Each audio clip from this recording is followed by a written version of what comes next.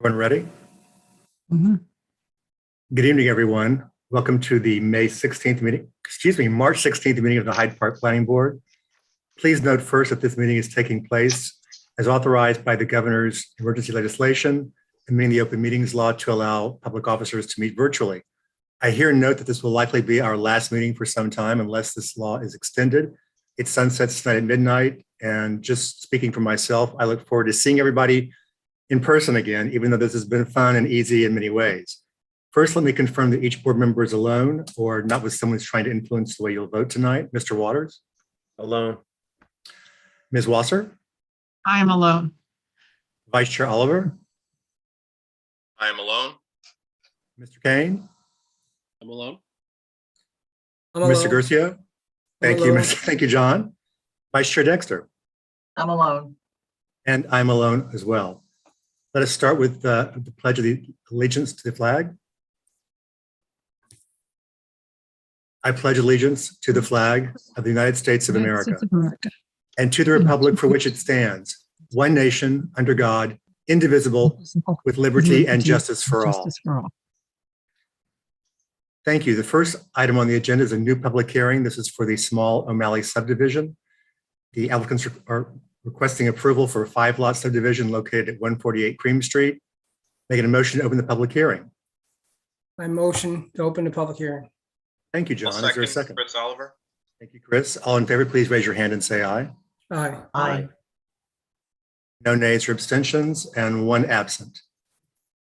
Mr. Keller, let me turn it over to you.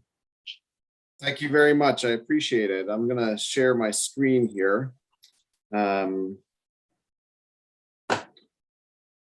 Okay, can everybody see that? Yes. Yes. Excellent. Thank you very much for having us this evening. We have a 41.39 acre parcel located on the west side of Cream Street, which is also County Road. In its current configuration, there's an existing house on this southeastern portion of the property. And there's some open fields up and around throughout the property here. We've got some a tributary to the Falk Hill that runs down through the southern portion of the property and then runs off the property. And we've got some wetlands in this area here. This area is mostly wooded for the most part. This is in the town's Greenbelt zoning district. And what we're proposing to do is create 5 new lots out of this proposal. So that would result in construction of 4 new single-family homes. And here we go. If I can get to this, here we go. All right, so here's the existing house on that southeast corner of the property. Here is a shared driveway that we're proposing. The shared driveway would come in and generally go through the areas that have already previously been cleared. So there's very little tree removal associated with our project. This line here represents the approximate tree line taken from the ortho photo.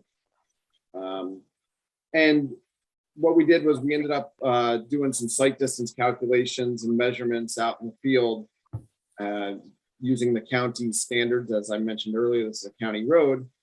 And what we had showed previously that was part of the sketch plan was a shared driveway that served 3 lots, which came in somewhere in around here.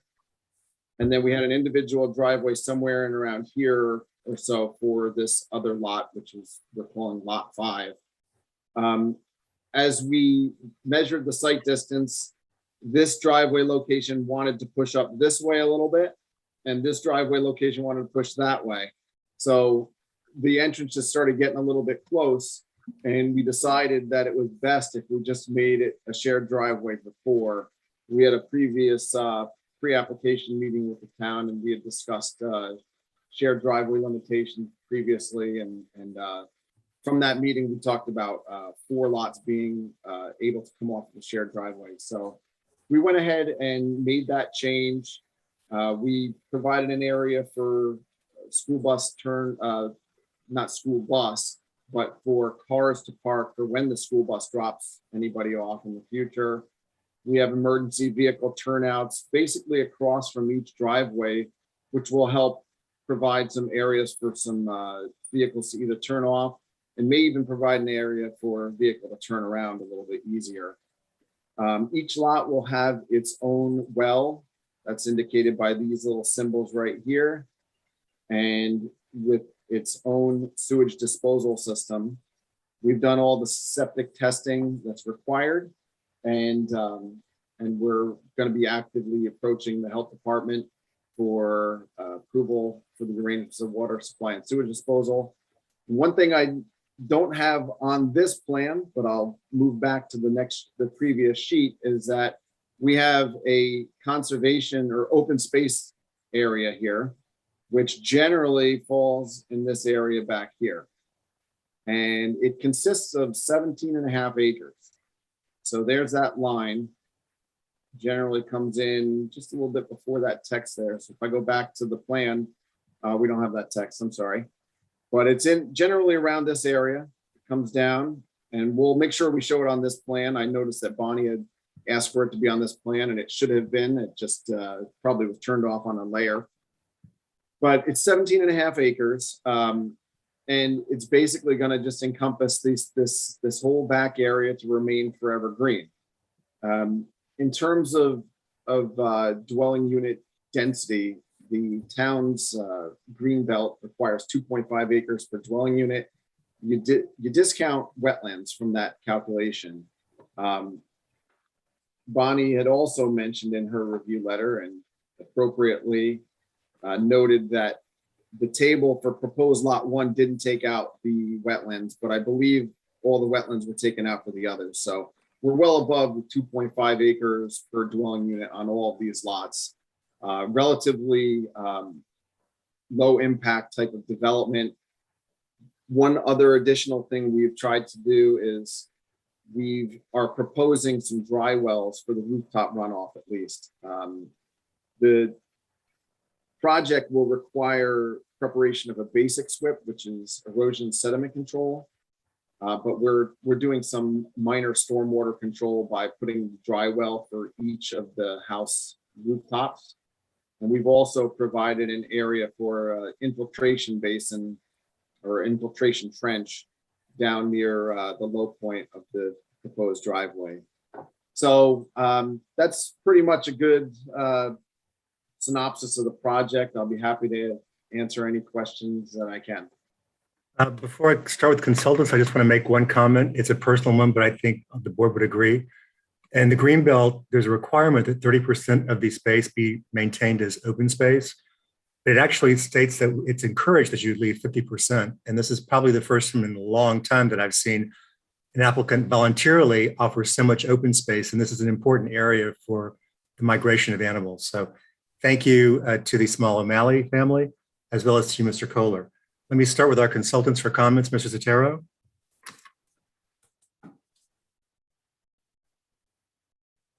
There we go. Sorry. Yeah, I'm not going to go through our whole March 14th memo, but a couple things, highlights. I think we've resolved the 4 lots off the common driveway, that's acceptable. Is that correct?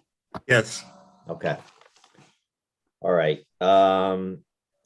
So a couple things that we'll have to discuss as we move through the process is, and I'll work with Tad on this and Dan in the Firelight District, is, the paving of the common driveway. But let me say first, and I think I mentioned this at the last time that they were here, is that with a common driveway, we typically require that the common driveway be built to the sub base before the chairman signs off on the plat. And the reason for that is that the first person that wants to pull a building permit is not saddled with, the cost of the excavation and, the sub base. So that's typically done by the developer or the applicant. So we discussed that. But the paving, our town code requires that any driveway over 3% be paved for the entire length. This is one of those long, driveways where There's stretches of the driveway that is less than the 3%. There are stretches of the driveway that are over the 3%. So, we struggled with this in the past. And I think that I just need to work, with Tad on this. And, it might come down to the fire department, what they require. So, I know that Tad's going to have some comments. So, perhaps that she'll offer some other comments on that. And just looking through my letter, nothing seems to be too major. The only thing is, Dan, I kind of thought that perhaps the limits of disturbance may be a little tight for people to have like amenities if they're going to have a pool. But again, that's up to you guys. If you're happy with it, as I said in my memo, we'll ask for a note to be placed on the map on the limits of disturbance that says that they should be marked in the field by the surveyor at the time of the lot construction, so that there's no additional clearing. I understand why the limits of disturbance are what they are. And if you guys are happy with them, that's fine. But I think we just want to make sure that there's, when people go pull out a building permit, that they say, hey, it's my property. Let's just go out and clear everything. And, that's not what the planning board's approving. So we can discuss that. And if they're good, then we'll just require like a note on the plan. I think that's Pete, about I it. appreciate that. I would just mention, if you don't mind, Sure. what we did was, and I don't know if you can see the dimension I put on there, but it's basically a 50-foot area around the house. And there's always that distinction, right, between when we're doing a subdivision, there's a limited disturbance in terms of soil disturbance and compaction from vehicles that are working on a house. Typically we use 50 feet around a house for that area where heavy machinery might be there, Yeah. moving lumber, doing whatever they're doing to build the house. We could also differentiate that with a limit of clearing where. Well, yes. Okay. That's actually what, the concern is. The concern is the limit, of clearing. And again, without looking at looking back at the existing conditions plan, maybe this is all in an open area and that's not an issue. But if it's in an area where it's got trees, then, we want to limit that where we can. So, we'll work together on that. Sure. So. Yeah, I don't mind working it all together with you on that. This is one area where there is some tree removal right here. So that pie shape right in through there. And, we actually use an existing driveway through here. It's not necessarily an existing driveway. It's existing path. Clearly it's been traveled in the past. Here's the tree line here. So maybe just a little bit over in this area might go. And then this lot number 3, I believe that's lot number 4. This area here has some tree removal as well. So Yeah. I'd be happy to work with you. And if we have to differentiate between a limit of soil disturbance for SWIP purposes versus a limit of tree clearing, I'd be happy to do it. Okay. So, just a couple other things, we talked about monuments for the property line. Bonnie's probably going to talk about monumentation for the conservation, easement areas. And then the only other thing, I guess, was that on lot number 4, there was some grading that was shown over the property line. So either you can move the driveway a little, or you'll have to just put an easement on the other lot, for grading. Whichever that you want to do is fine. I could also, do a jog in the property line. And that's true. Yeah, it'd be that's a true. very minor change yes. there. That's true. As long as you don't think that it would be something that would necessitate, any input or change. No. To planning board's view of No, it. that'd be fine. That'd be fine. Just change, just put a jog in it there. It's fine. Sure. Yep. And that's it really at this point. And just as a sort of point here for Mr. Kohler, one of the things we've learned from talking to realtors over the last many years is that it's actually easier for people to sell a lot that has some trees left on it instead of looking like, and I'm going to date myself, poltergeist, where everything's just been taken down. Because people, they tend to prefer having instant landscaping. So if you can leave pockets of trees here and there, outside the limits of clearing, as you're calling it, and disturbance, I think that'll be actually better for your clients to sell the lots.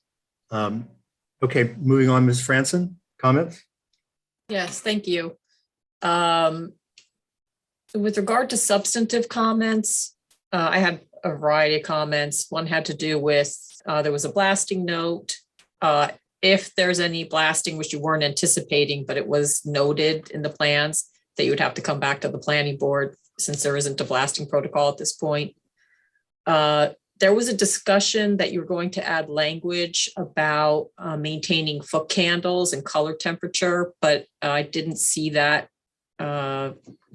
note on the plan, but it was a response to CAC.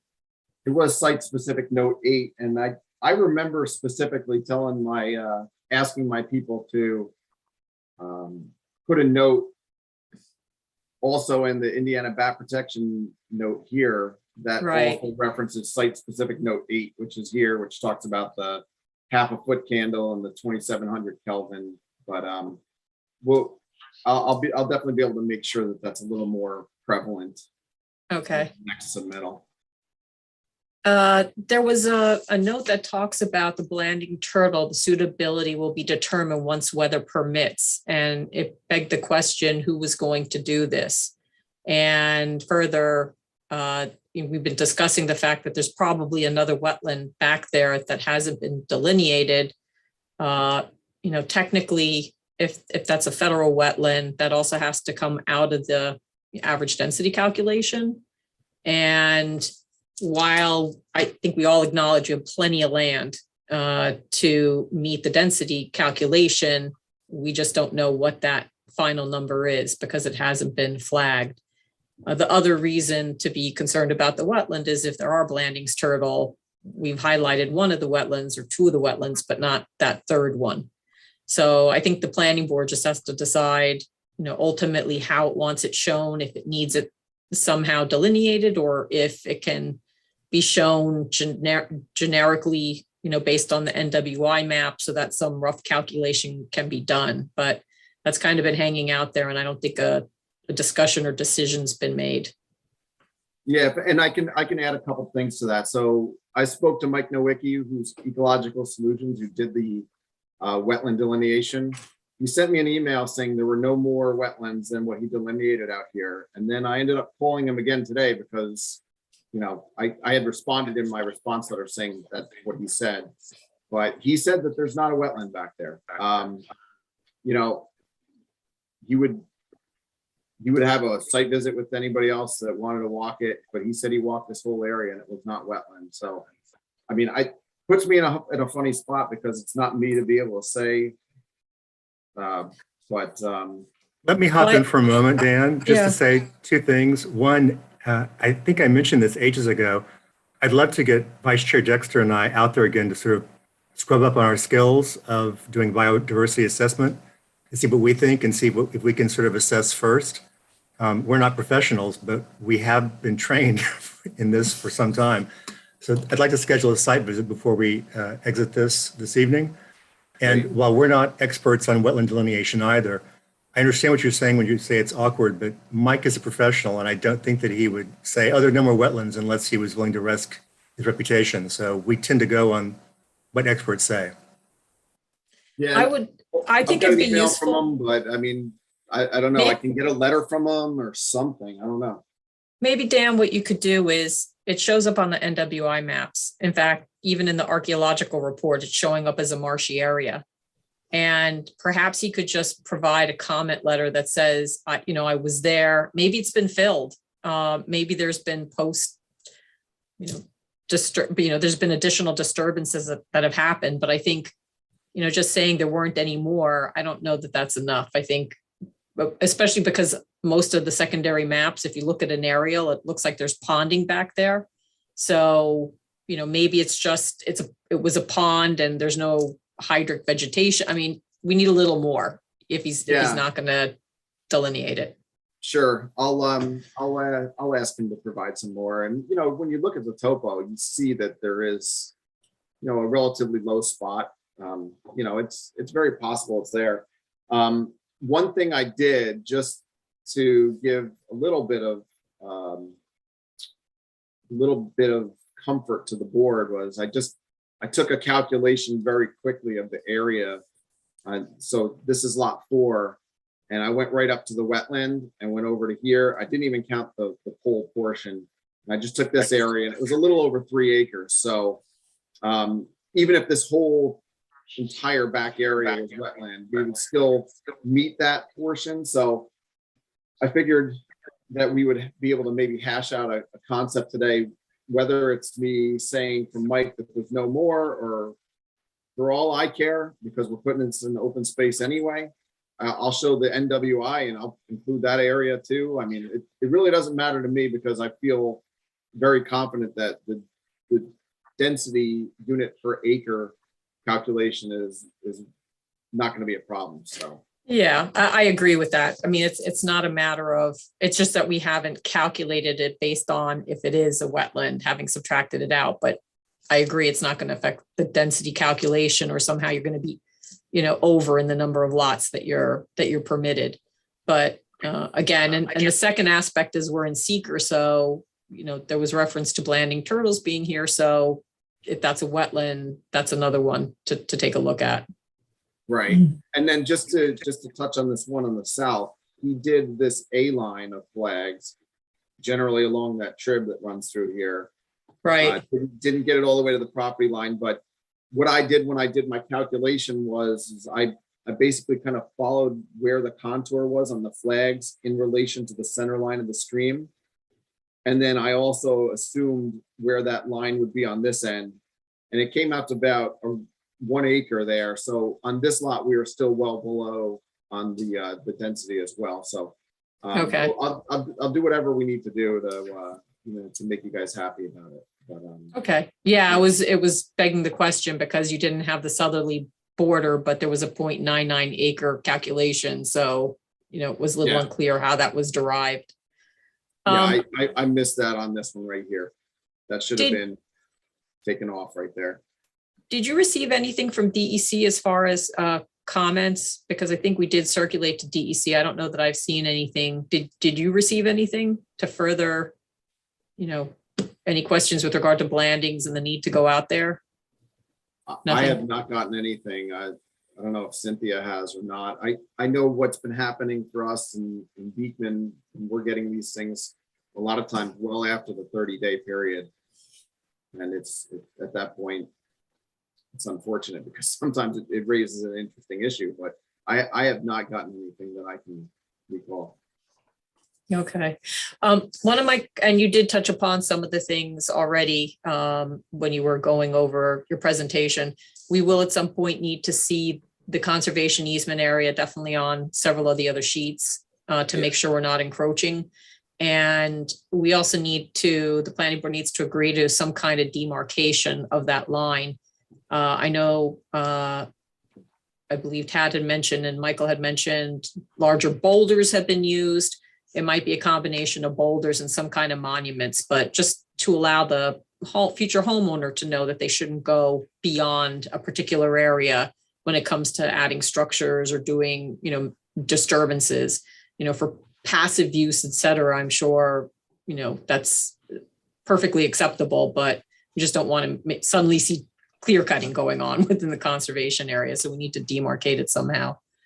Yeah. And well, then the applicant has a machine and he likes to use it. So, you know, at some point, I think what we would do is we would, Yeah, we know. we would probably put monuments at certain critical points where the easement crosses an actual property line, because those would be an actual survey monument. But then we could probably put some sort of a limit in through here. You know, obviously we need to make sure that we're not taking down a vast amount of trees just to do that as well. So we'll have to figure that out. where are you with archaeology? Have they gone out and done the 1B? Because that's kind of hanging out there for seeker. she was waiting for the weather to get a little bit better. And, we actually just did a perk test today.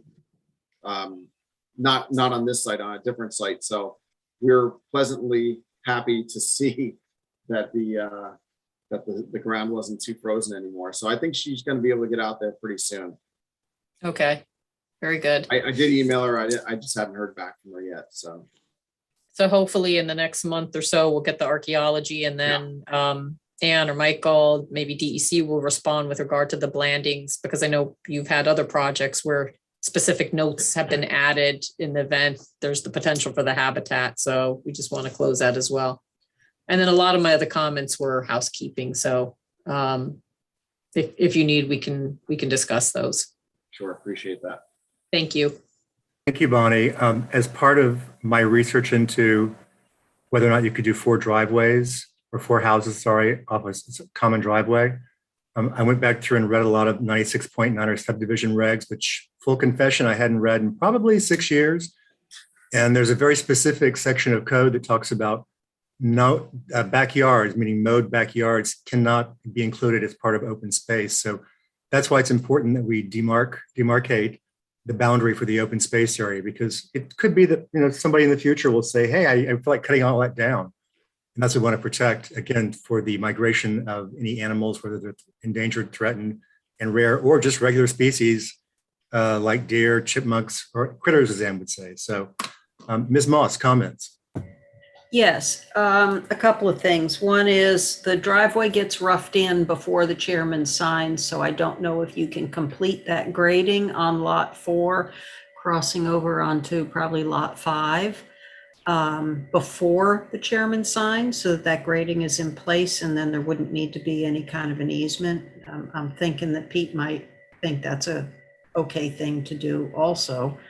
The other thing is relating to the 4 drives. I believe there is a requirement for filing something and having a homeowners association associated with the maintenance agreement when you go to 4. I'm sorry, Victoria's not on this tonight. She sent me the sections of state law, but I didn't remember them or print them out. So I think there will be some extra steps to take to have those 4 combined, 4 accesses at one drive. What else? I'm sure there's an easement map granting easement access easements among all of the lots to the drive, no matter what lots they're on. So we'll have to look at that.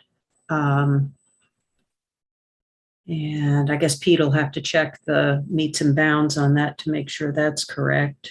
And I'll have to work with checking the density assignments. And I'll just have to do that while you're finishing things up, and we'll get that squared away. Yeah, That's it. Let me know about that HOA thing. I know that we are planning on having a shared driveway maintenance and easement agreement, which is a great legal document. Those are the things that over time we've learned you need to have a good document that outlines everybody's responsibilities, what they can and can't do, how much they need to pay or whatever else to make sure that the drive is maintained properly. So I think that would really probably cover it in terms of the legality of it all. But if there is something in New York State town law or something that requires something else, just let me know. Will do. I was just going to say will do. Thank you. Let me start with my colleagues. Ms. Wasser? Yes, thanks. I've heard a lot from our professionals who have covered most of what I had to say, but I wanted to go back to something that Pete alluded to, which was saving trees.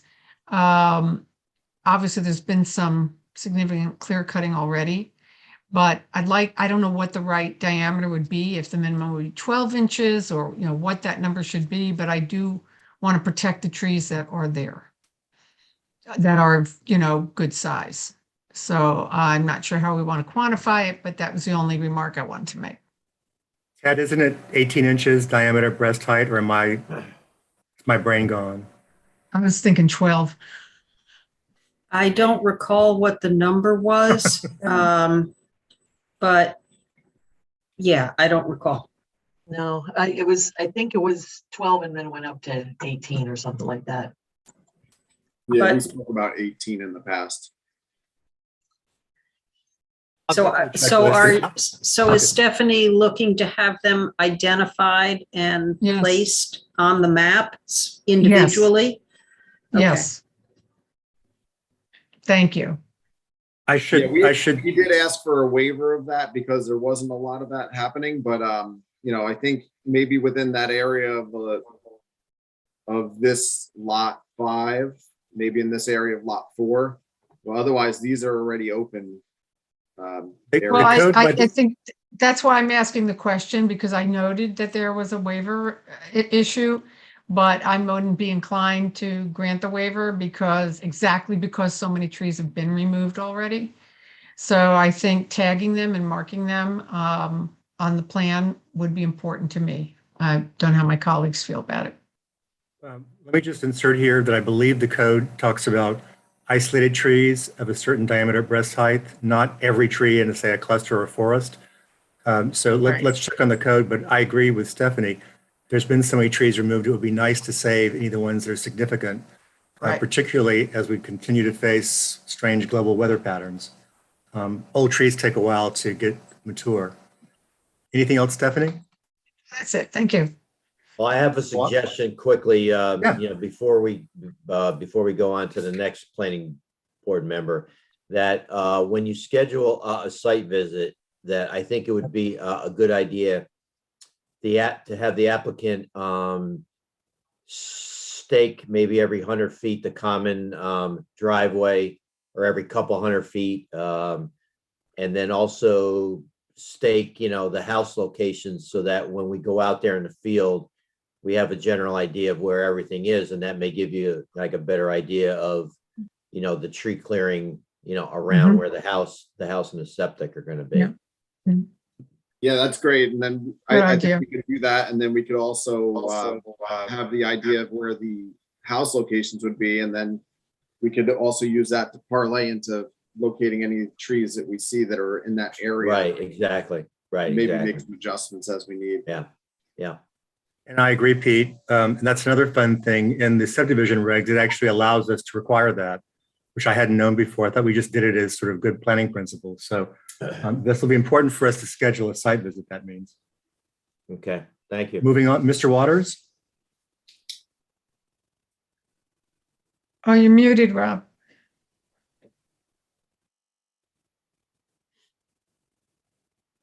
There you go. I'm sorry. Yeah, I'm in agreement with the professionals, what they stated, and also what Stephanie has mentioned, marking the trees. And actually, Pete came up with a great suggestion in staking that out. So while you're out at the site walk, you can have an idea, better understanding of where things are placed. So that works great. And then I just wanted to close at the initial workshop at the town hall. You heard our concerns and you applied the thought to a lot of the concerns that we had, and putting them on the subdivision plan. And it's great working with applicants who accommodate what the planning board's vision is. So I do appreciate that. And you were very true to what you had said. And I think going forward, it'll make it that much easier. So thank you. Thank you, Rob. Vice Chair Oliver? I think my colleagues and our professionals have said a lot already. And I would just like to add, I think the significant trees should be marked to be saved. But I do understand the importance of being able to have a site you can work in and, navigate around those trees without damaging them. So I appreciate the applicant and the changes they've made and look forward to doing a site walk. Thank you, Chris. Mr. Curcio?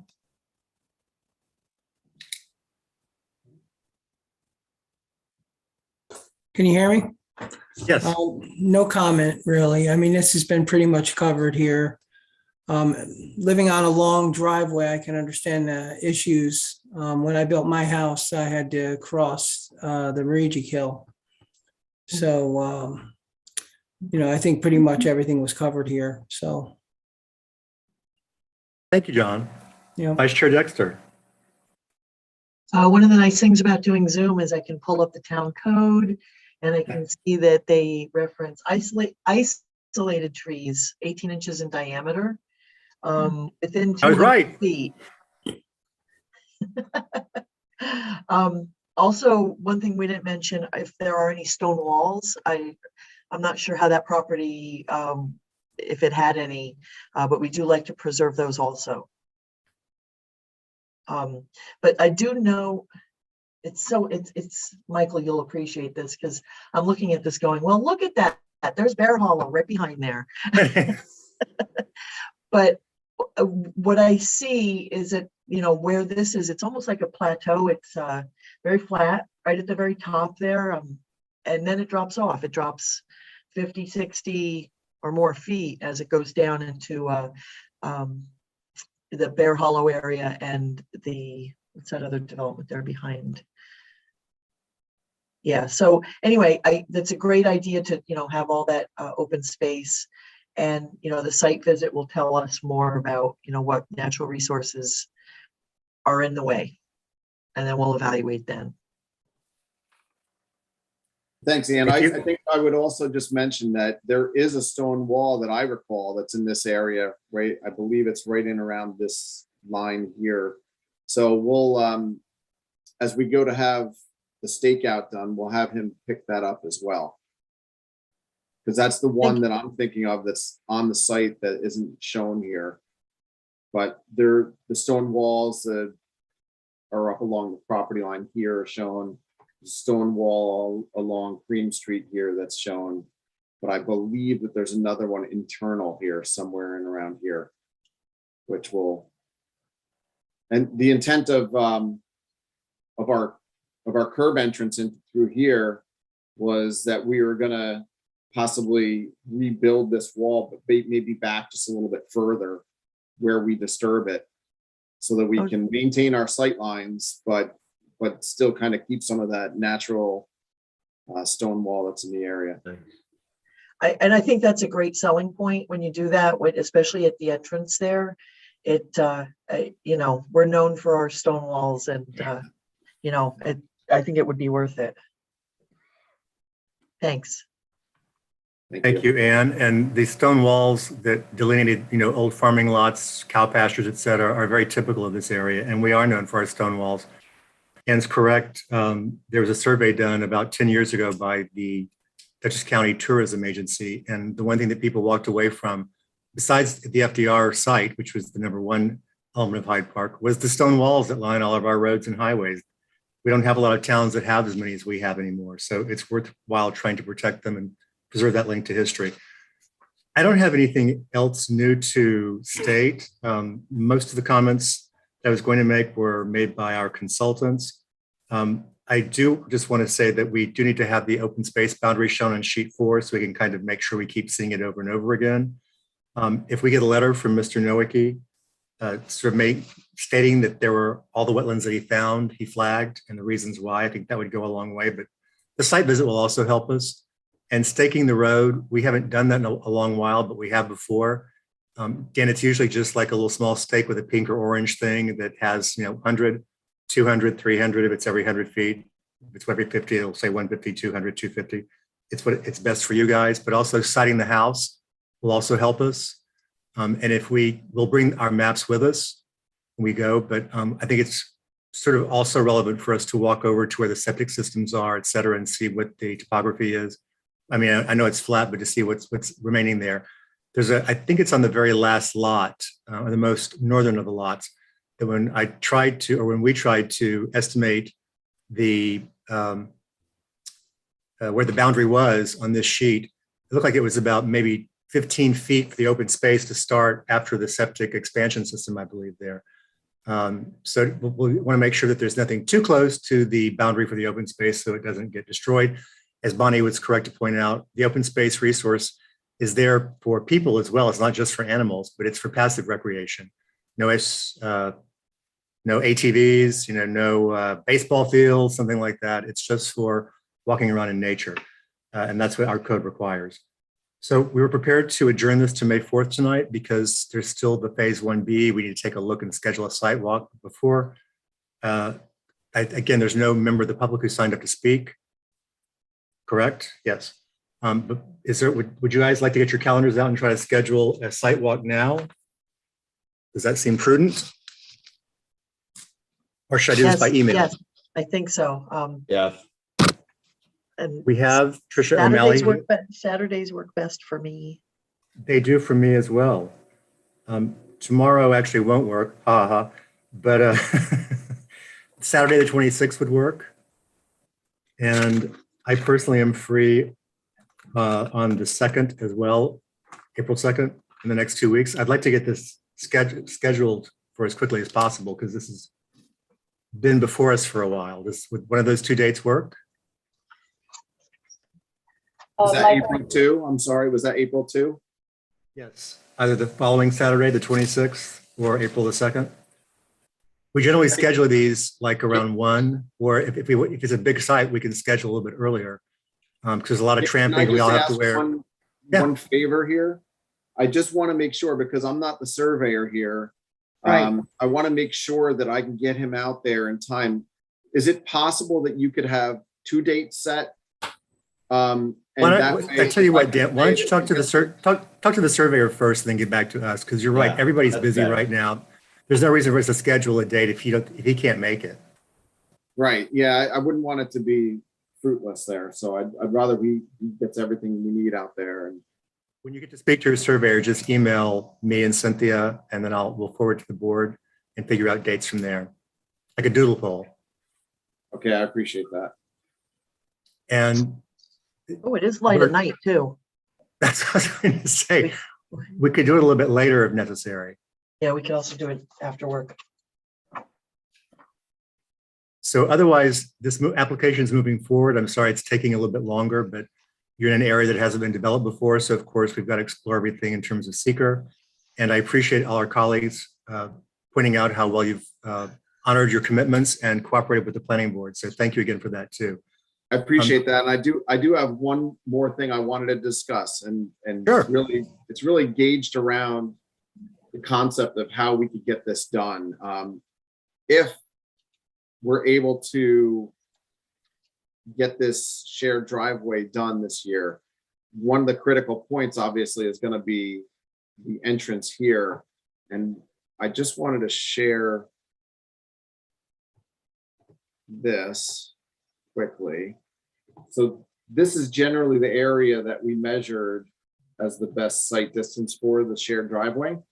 And so what you'll see is we've got, a couple of trees that we would want to, or would need to get out of the way here.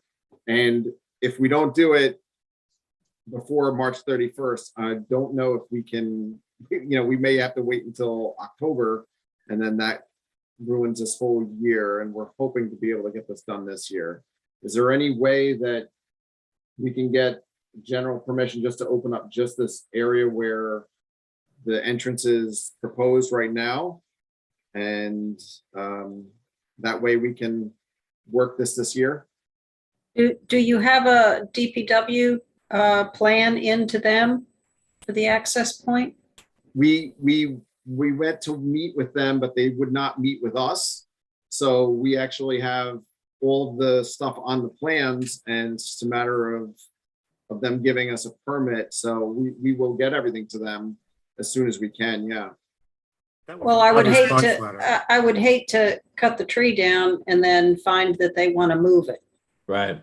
Yeah, I mean, we did the site distance measurement, so we know that this is accurate. This is the accurate location where that site distance can be met. So it's not a lot of trees. As you can see, it's a lot of kind of scrubby underbrush over here. It'd probably be this tree right here that would be of any concern at all, I would think. Michael, maybe we should speak to Victoria, because we're in the midst of secra. So normally you're not supposed to do anything until seeker's concluded. And Right. I was just thinking, and once we conclude seeker, if we could get a letter from DCDPW with conceptual approval, that would work. But we also would need to do a site visit because I need to see if there's rooks and roosts in the trees these days. Just from this distance this far, I don't see any peeling bark. But we should still at least take a look. Generally, Indiana and northern long-eared bats like to be at the edge of woods. The northern long-eared bats like to go inside the woods to forage, and the Indiana bats like to be on the edge, then go into clearing areas. So this maybe could be an Indiana bat tree. We'd have to take a look. It's not really in woods. It's next to a highway, and then it's cleared from the other side. So I think the site visit will also help us, Dan, if that gives you any clarity. Yeah, I was think- just trying to think about that March 31, which is only, 2 weeks away, so. That I was going to suggest, part of the discussion with Victoria is there's some limited amount of disturbance that's allowed, provided it's related to studying the site. So, if this is just to take them down because you anticipate building a driveway, it's one thing. But if you need to get in there to check site distance or to get equipment in for septic system testing, there's some limited amount of disturbance that's allowed, but it has to be toward the study of the site and not just disturbance for disturbance toward the project. So That's interesting. I don't know if there's like a little line there that, again, I would just encourage perhaps Michael and Victoria could talk about what's reasonable and Writing it down, don't worry. Yeah, no, Thank you. It's a reasonable thought to incorporate, because one of the things we said we have to do is we do have to do some clearing for that site distance to fully work. What happens is as it comes off of Cream Street, it rises up in elevation some 2.5 feet or so. So when we were doing our site distance measurements, I was literally on the ground looking which ways I needed to look, because that's going to be basically the height of the eye of the driver as they're trying to make that decision on whether to turn out onto the road or not. And so in order to really make sure that that is proper, there is going to be a little bit of clearing. So that could be part of that exploratory work that's necessary for the DPW. I'm not sure if they want to see that cut open at first, just to make sure that it does meet the one distance that we couldn't measure fully.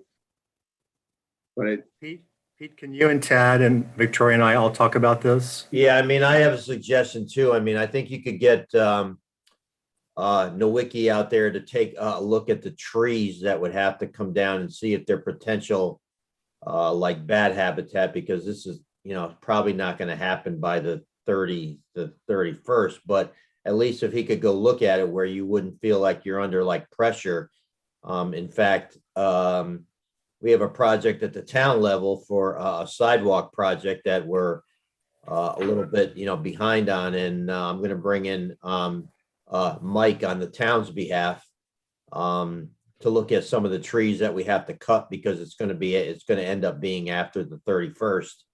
So I think if you bring him in and just take a look at the trees that you think need to be cut, at least then you may have like a comfort level from him that would say either, they are, well, you wouldn't have like a comfort level if he says they are habitat, but if they weren't like habitat, then at least you wouldn't feel, the pressure of having to try to get this, like done, where then we could have something from him after the March 31st, like date that would say, hey, look, these aren't like habitat trees. At least we'd have something. So that's fair. Remember, there is a way around that. Another way, you can hire a professional who they go in the night before and make sounds. If they don't hear the correct sounds, then you can cut the next day. Those are bat specialists, and I think they've done that at just like maybe 2 sites here over the years to try to get things going. Because I know that bar against when you can cut trees down is significant in terms of how development can occur. If Mr. Nowicki goes out, could you please check to see if there are wetlands in the back of the property? And can I share a screen real quick? Sure. Okay. All right, hold on a second. So just so We understand what we're looking at. Can you see this or no? Yes. Okay, so this is the area I'm talking about. If you could see my cursor, the wetlands that have been flagged in here, those have been flagged. And when I turn on the NWI map, you could see how there are little pockets back there. And this looks like it's standing water from this area, which is pretty current. This is DEC's website. So that's specifically the area I'm talking about. It's this little complex in here that's in a low point as per the topo. Yeah. it's So the if same he little goes point out he's there. showing you on the topo before. Yeah. Yeah, and it may not be that it's actually regulated. Maybe that's what Mike is saying, but it's still a wetland. It may just not be federally regulated. Thanks. Yeah, maybe he thought it was isolated. I don't know. But he did say he left flags for wherever there was wetland in his opinion. So we'll figure something out. Thank you. Anything else? So Dan, when you talk to your surveyor, then you'll get back to us and we'll come back with some dates. And in the meantime, may I get a motion to adjourn the public hearing to May 4th? I'll make that motion, Chris Oliver. I'll second it. Thank you, John. All in favor, please raise your hand and say aye. Aye. Aye. Nays or abstentions? No. We will speak to you before May 4th, but we'll see you again on May 4th. Thanks so much. Do you want me when we do schedule the site visit, do you want me to be there as well, or? It's not necessary because I'm always aware that when we're on doing these things and we have consultants, the small O'Malley family is paying the bills. If they're okay with you being there, then that's fine with us, but it's not necessary. In other words, we know the board's been doing this long enough that we know our way around a site visit, I can assure you. Perfect. Thank you. Particularly if it's staked. So, Right. Okay, thank you very much. Appreciate it. Thank you. Have a nice Thank night. you. You too. Hi, Dan. The next item on the agenda is a new public hearing. Excuse me, I thought this was that's an open public hearing. Sorry. New public hearing for a solar panel application. This is located at 162 Cromwell Road. It's titled Cranston GM PV Panels, but the owner is Jason Cranston, and I believe we're represented tonight by Mr. Klingerman. Yes. How you guys doing tonight? We're good. Nice to meet you. Nice So to make it a meet you as motion to well. open the public hearing. Can I make that motion? Thank you. Second, Ann Dexter. Thank you. All in favor, please raise your hand and say aye. Aye. Aye. No nays or abstentions, the motion carries. Mr. Klingerman, do you want to walk us through things again?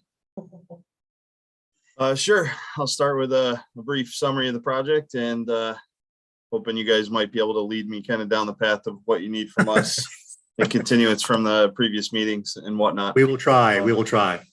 I appreciate it. So we're here to talk about an 18.36 kilowatt DC, 15 kilowatt AC ground mounted solar array to serve the electrical needs for the home of Jason Cranston at 162 Cromwell Road. The array is going to be located in what is currently kind of an offshoot from the driveway that's used as a parking area. It will no longer be used as a parking area. The customer intends to make that a green space underneath the array with some landscaping techniques, basically to turn that into a grassy area.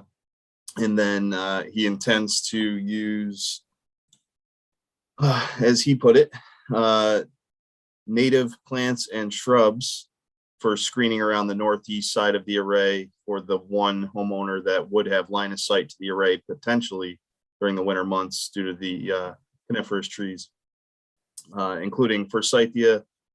And if I'm pronouncing these wrong, I apologize. It's okay. Don't worry about it. Don't worry.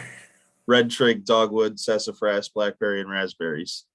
They will not only shield the array well, but they'll provide food and shelter for the animals as well. I know there was some technical questions that we can dig into about the size of the system and what it does and things like that. But I wanted to get right to that screening part because I know that was one of the major concerns for everybody. I did want to point out, and I'm going to go ahead and share my screen if that's okay. Yes. All right. 1 second. So did want to point out here that this is the location that's currently being used as a parking area, and you can see this retaining wall that's already here. Give you a different angle of it. This is kind of looking at the house toward the north, and then this is looking more toward, if you could see the neighbor's house that we're potentially screening from, it would be above that lift that's parked there. This retaining wall itself is going to screen naturally probably 80% or more of the visible components of the array from the neighbor's house. I've also taken the liberty to use some 3D Google imagery here, kind of look at the house and what the line of sight would be. And if you look in here, I'm not even sure. I think they may have one window on this end of the house. So if they have any other windows here that I can't see, they might be able to look out of those, but ultimately not a lot of straight sight from the home itself. And then come down here and look at it just from the house. That's the furthest vantage point. And then you get to a certain point, the array ends here. The other house, Mr. Cranston's house, would potentially screen the furthest corner of the array. But again, that retaining wall, as you can see in these photos, will do most of the screening itself. And then the customer's intent to use vegetation to complete that screening is in full force. He's happy and willing to do that. Before we move on, is the retaining wall shown on the site plan itself? Did I miss that? I don't. Well, it's not something that we were a part of, so I don't think we have it shown as new construction. No, it's just, it doesn't require, I don't know if it requires a building permit or not, but what I'm saying is I don't believe that a retaining wall is shown, so we wouldn't be able to know that there was any screening provided by that. In addition, the screening is not just from the house itself, it's from the property next door. So in other words, if somebody wanders out there in their backyard, they're not supposed to have to see it in case somebody cuts trees down, whatever. But I know what you're saying. And when you were doing the aerial 3D, there's no pool shown right here, but I know there's a pool there. Mhm. Can you show me where the pool is there? Do you know? Let's take a look. By that barrel. So find the page. I saw it has the pool. So we have the pool shown here on this drawing. So that's According going to to be the aerial you just showed, that pool would be underneath trees. correct. So this would be an older, pretty- this is an older aerial? It'd be probably one summer ago or something like that. I'm not sure. Yeah, I think the But- pool just went in like last year. Oh, okay, okay. Yeah, so the pool is somewhere south and mostly west of this most southern structure here that's visible. That's a And, pool house, I believe. Yes. Yep. So it's right off of that, kind of straddled in this curve of the driveway. So the retaining wall provides a long backyard that's level, and then it drops off to this parking area where the solar panels would be. Correct. And if I believe you said, well, I understood you correctly, he's going to take out some of the pavement there to put in something natural, we'll call it, underneath the array. It's- Correct. It's not paved, so it's a stone driveway currently. Okay, Or the parking area is stone, I should say. Or as you can see, it's kind of dirt. Mhm. Sorry. right back. So he's gonna turn that into kind of like what you see over here behind to match that natural grassy landscape. Yoke, thank you. No problem. That's a good explanation. I feel like we have more information now than we did before. Before I call on our consultant, well, let me just go ahead. That was better than my explanation. No. It's a little more detailed, that's all. But we went down a rabbit hole, as I described it last time, about kilowatt hours. And that's because our code, when there's a distinction in our code between small solar arrays and large solar arrays. And the number that we were given was that it had to be below, I believe, the 25 kilowatt hours. But then Noel explained it, and Vice Chair Dexter went further down the rabbit hole for us and found a formula that's used in the Northeast in the specific area for what is the equipment is described as 25 kilowatt hours, but it doesn't, not every panel works completely efficiently. You also have to look at the average amount of the day. So there's a factor that you apply. And then I believe in our area, it was 3.5 hours So it actually produces less than what it sounds like when you first hear the 25 kilowatt hours. That's the layman's version I'm going to try to use for you. But it may be that we'll need to change our own code, that the kilowatt hour reference may need to be dropped. We'll look at that and take that to the town board if necessary. But I believe that we were all in agreement that this does qualify for the small scale solar array system. Good. Yeah, I would, just from experience with many other towns, I've done probably 100 to 150 of these meetings in the last 8 years. I've seen towns with no code to towns that have the strictest codes. And I think people are more moving toward either square footage as a maximum or kilowatts AC, which gives you a little more flexibility on the number of panels, but utilities don't allow more than 25 kilowatts AC, not kilowatt hours, but kilowatts. So for a residential, so it kind of lines up with the state tariffs and things like that, just for informational purposes. No, thank you. We actually, if you've seen, we were the first town in the county to adopt a code that was specific for large scale solar arrays, solar farms. And that was because otherwise you had to go through the entire site plan process for public utility. It seemed easier to tailor something, and we revised that since. And I think when we revised it, we made stronger distinctions, but we didn't have the most up-to-date language for these residential applications. So I appreciate you sharing your knowledge on that one. 8 years is solid, trust me. So let me start with our consultants. Mr. Sotero, anything?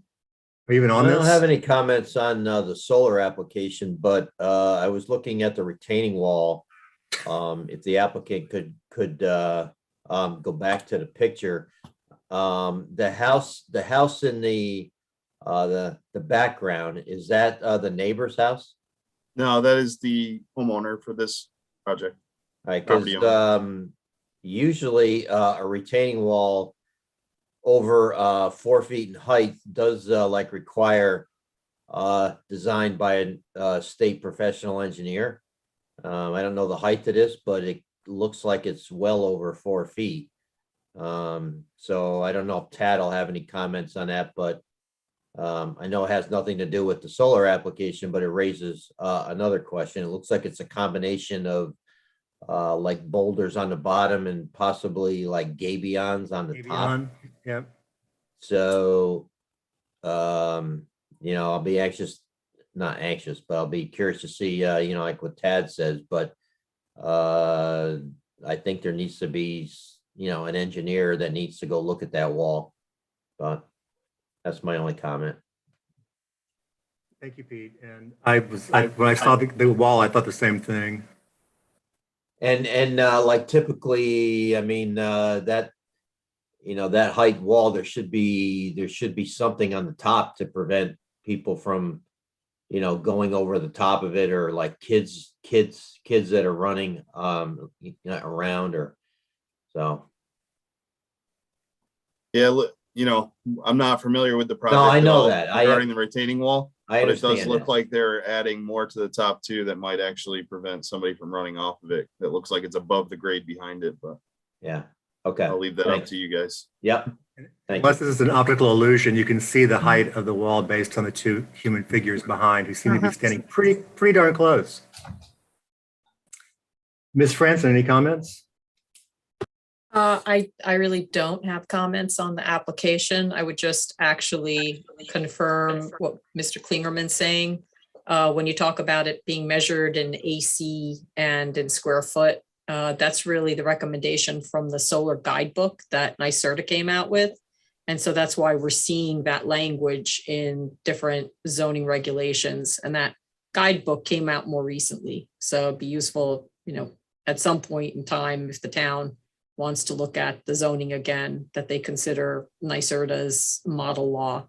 But other than that, I don't have any comments. Thank you. Bonnie, the code changes, the planning board chair is under our code, not just allowed, but encouraged to, if we find errors, to make a presentation to the town board about what the error is. And I'm thinking this might be a good one for you and I to pal up.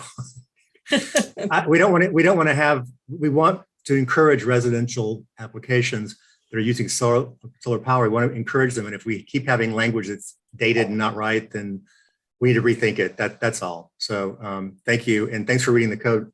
You went down the same rabbit hole, Bonnie. I know. Thank Ms. you. Moss, comments? Yes, as Pete said, that the retaining wall over 4 feet tall needs an engineer to address the wall. And the other thing is the placement of the panels in what was a parking area. There's a driveway that continues around that area and passes to the south. Hopefully there will be some kind of protection on that, let's see, southwest corner of the panel array, because it looks like it bumps out into that driveway a little bit where the placement of the panels are. So you mean some kind of physical protection for the array itself? Yeah, so that nobody runs a vehicle into that corner of the array. Board Member Waters had asked for a dimension from the, I guess I'll call it the southwest side of the driveway there to the southwest corner of the array to see how many cars could fit by. That's one of the ones we were missing that we talked about needing to have measurements. Understood. I will say the previous presenter and project has a much larger value that enables them to use a lot more engineering skills and do a lot more detailed plans than a small project like this. So apologies for the lack in detail. No, in it's that probably just regard. confusion. Fine. We were just, it's a safety issue. Yeah. Yep, understood. So I do believe that the way you see this right here, using the AutoCAD, my design team has put basically the dimension of as if the panels were laying flat. They're actually going to be at 28 degrees and they're going to be pushed back as far as physically possible with that wall. And so that the north to south dimension that you're seeing in this two-dimensional piece of paper is slightly skewed by, the tangent of 28 to 0 there. But, I can figure out what that dimension is going to be for you guys to the other side of the driveway. But I have a feeling just by looking at the photos and everything, it's going to be probably more than 15 feet. So more than enough for a vehicle to be safe. And, if need be, a couple of bollards or something like that could be installed as part of the project. Thank you. I think that's all I have. Okay, thank you. Let me start with my colleague, Mr. Waters. Yes, it was that was my big thing, was the measurement from that corner to the edge of the driveway, which is that line there. I roughly scaled it. It looks like it's about 15 feet.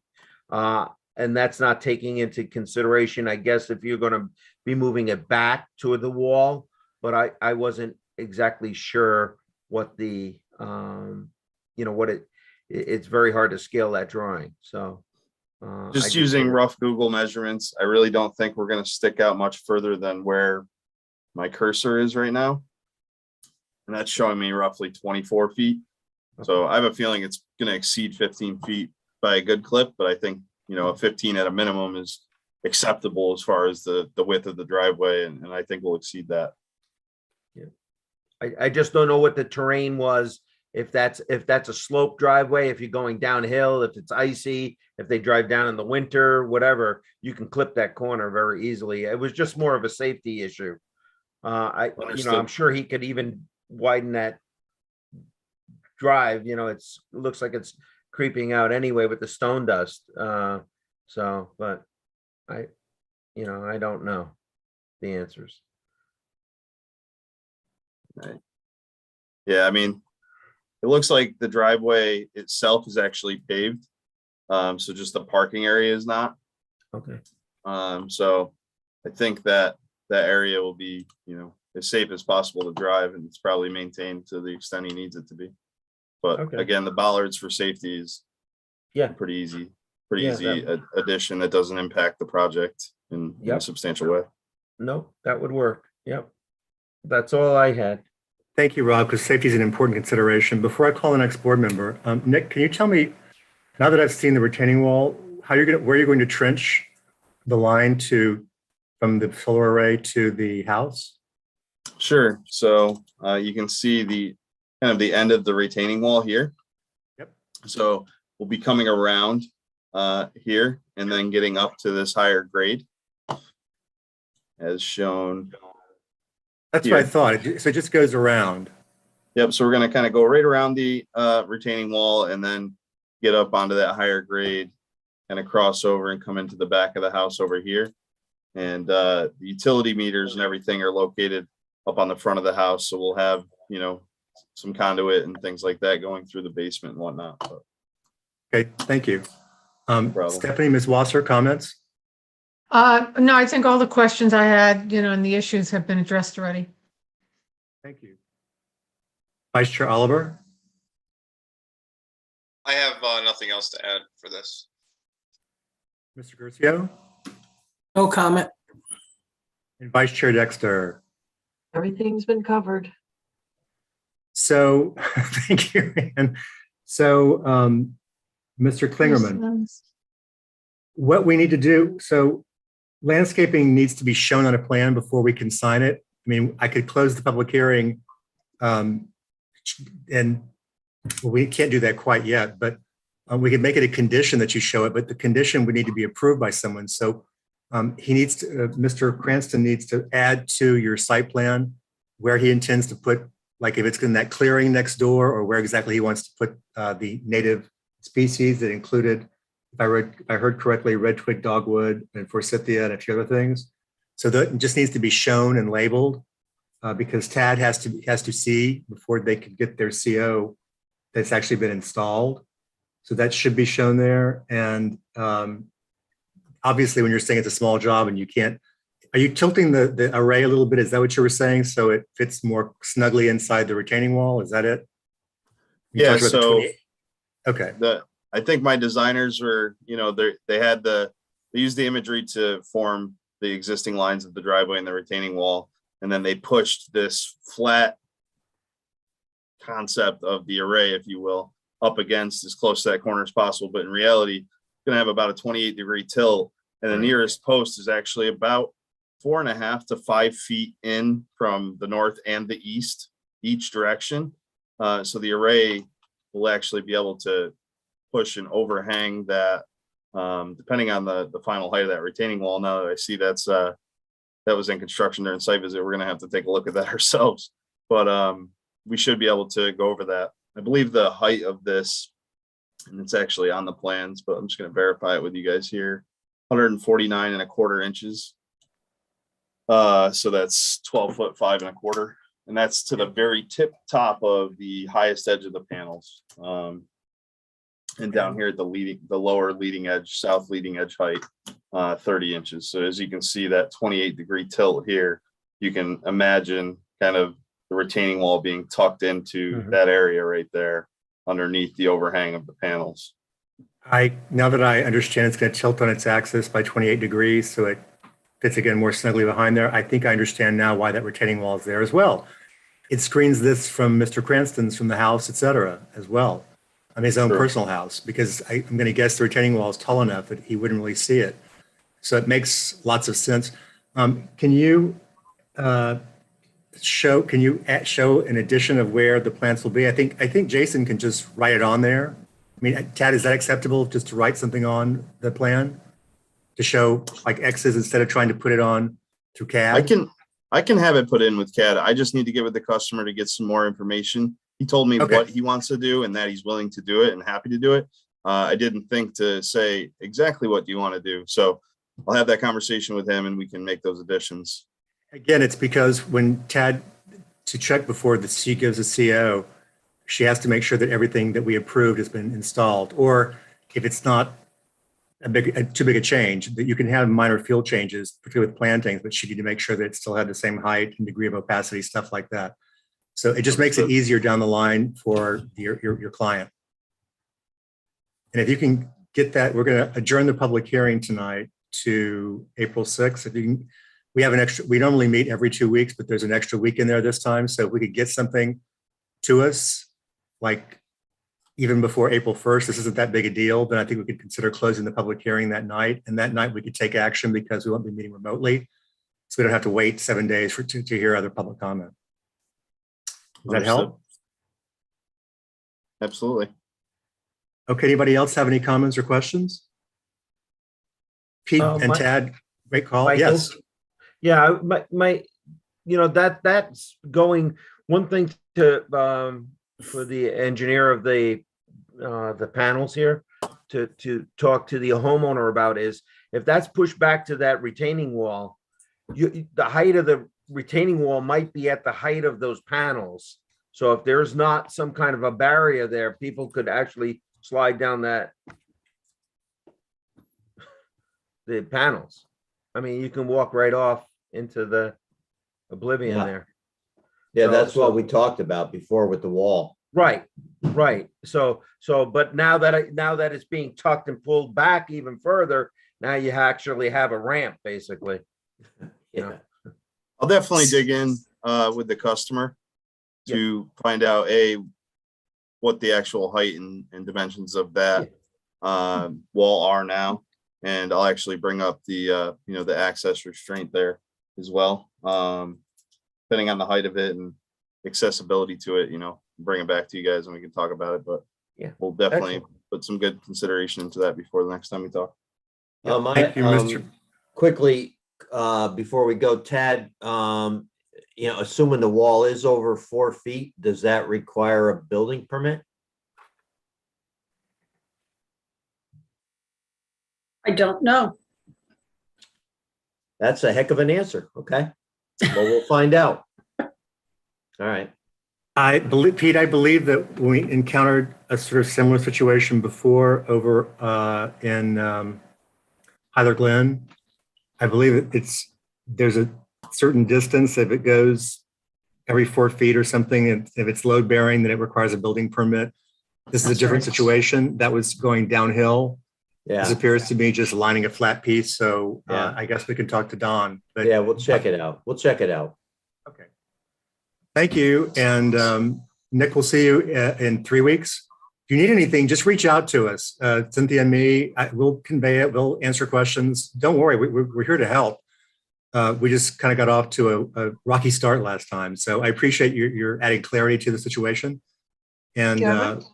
yes, Did we want to adjourn the public hearing to? yes, I'm waiting. I was waiting to actually say, can I get a motion to adjourn? The Oh, I'm public- sorry.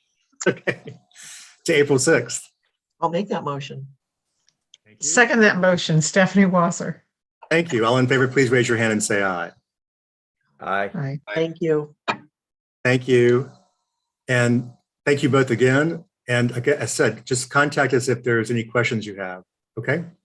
Will do. Thanks very much for all of your time. Thank you. Thank you. Thank The next you. public hearing is Wasser. This is a similar situation. This is located at 11 Nicholas Lane, but this is actually an expansion of an existing solar array there. Stephanie Wasser is a board member who is stepping down and recusing herself for this particular application.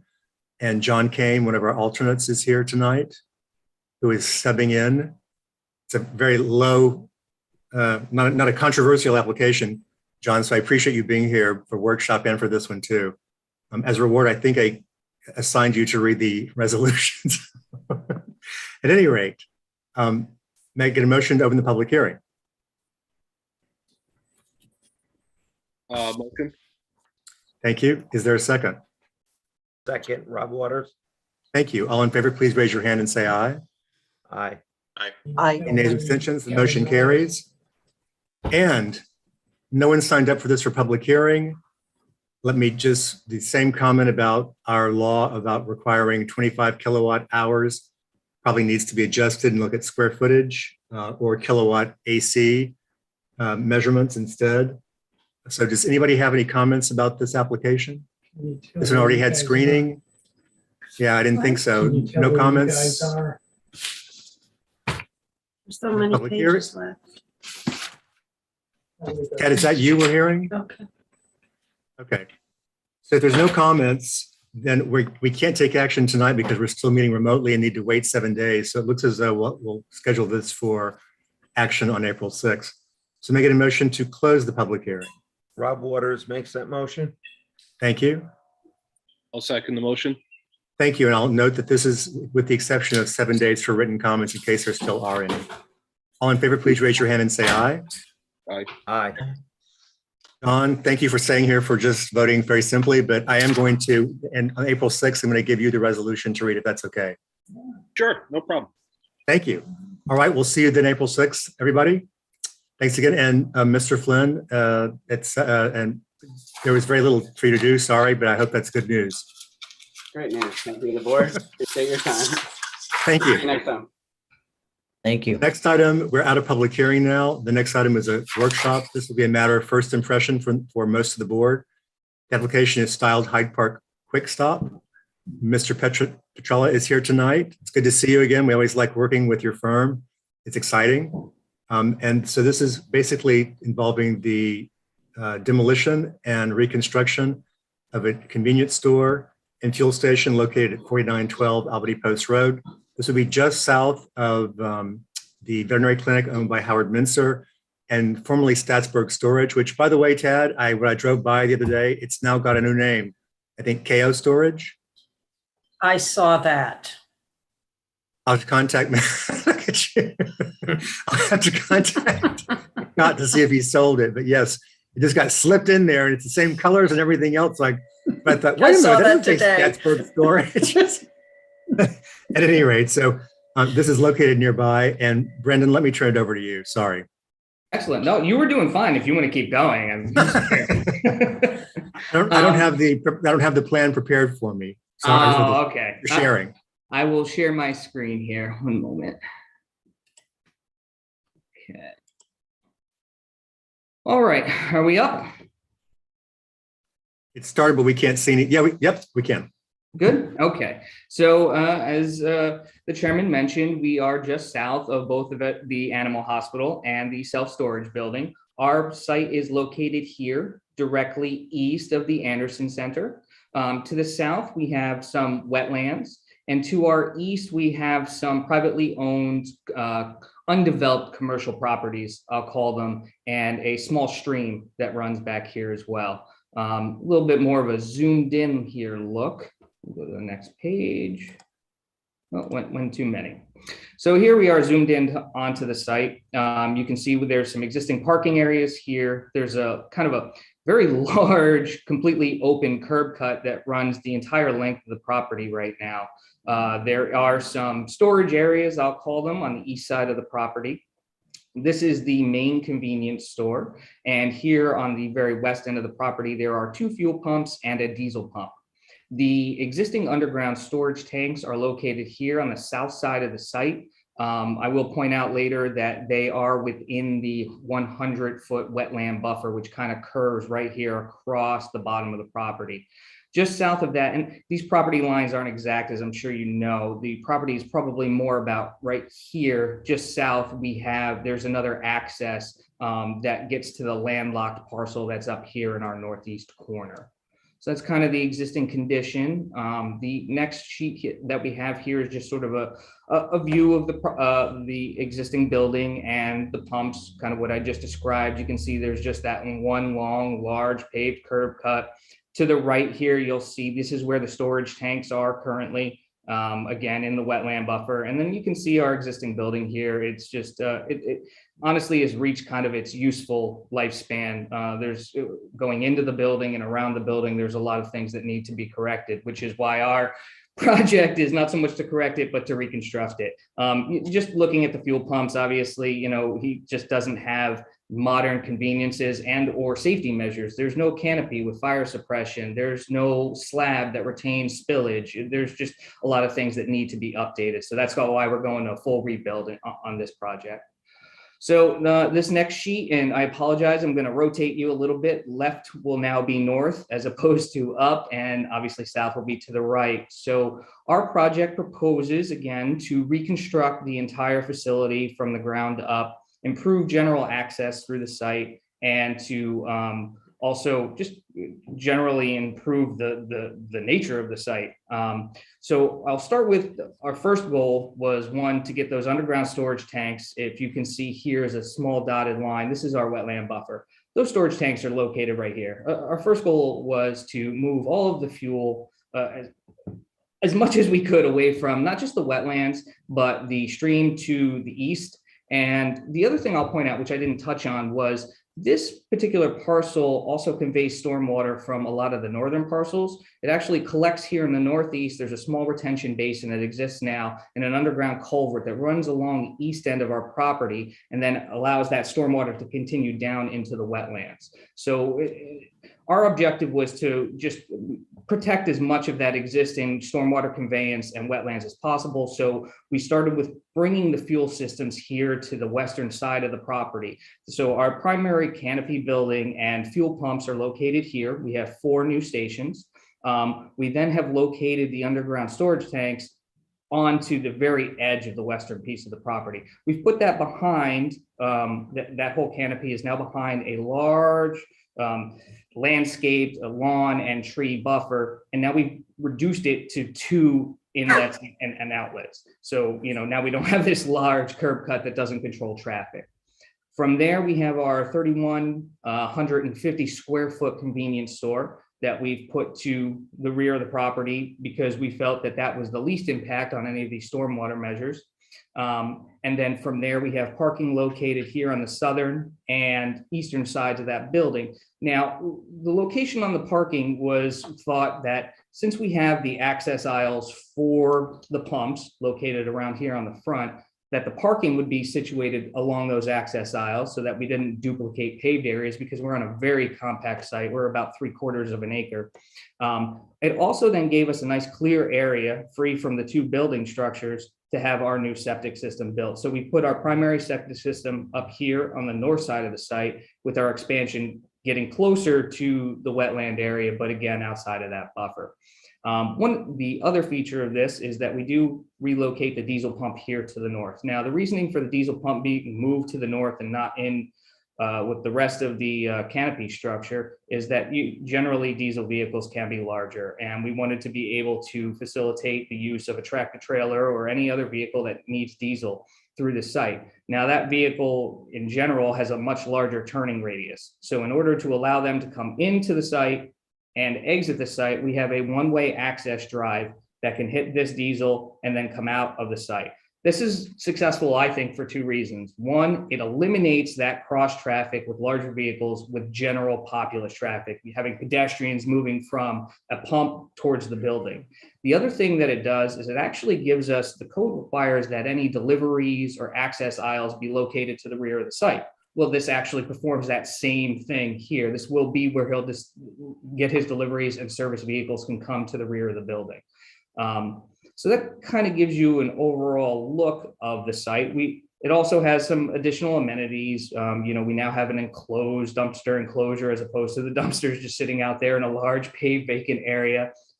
We are planning on lawn and landscaping the entire perimeter of the facility, along with that one island that I discussed with you. And then there's several interior planted landscape islands in the parking areas. I'm going to jump now to sort of the proposed exterior looks of the building.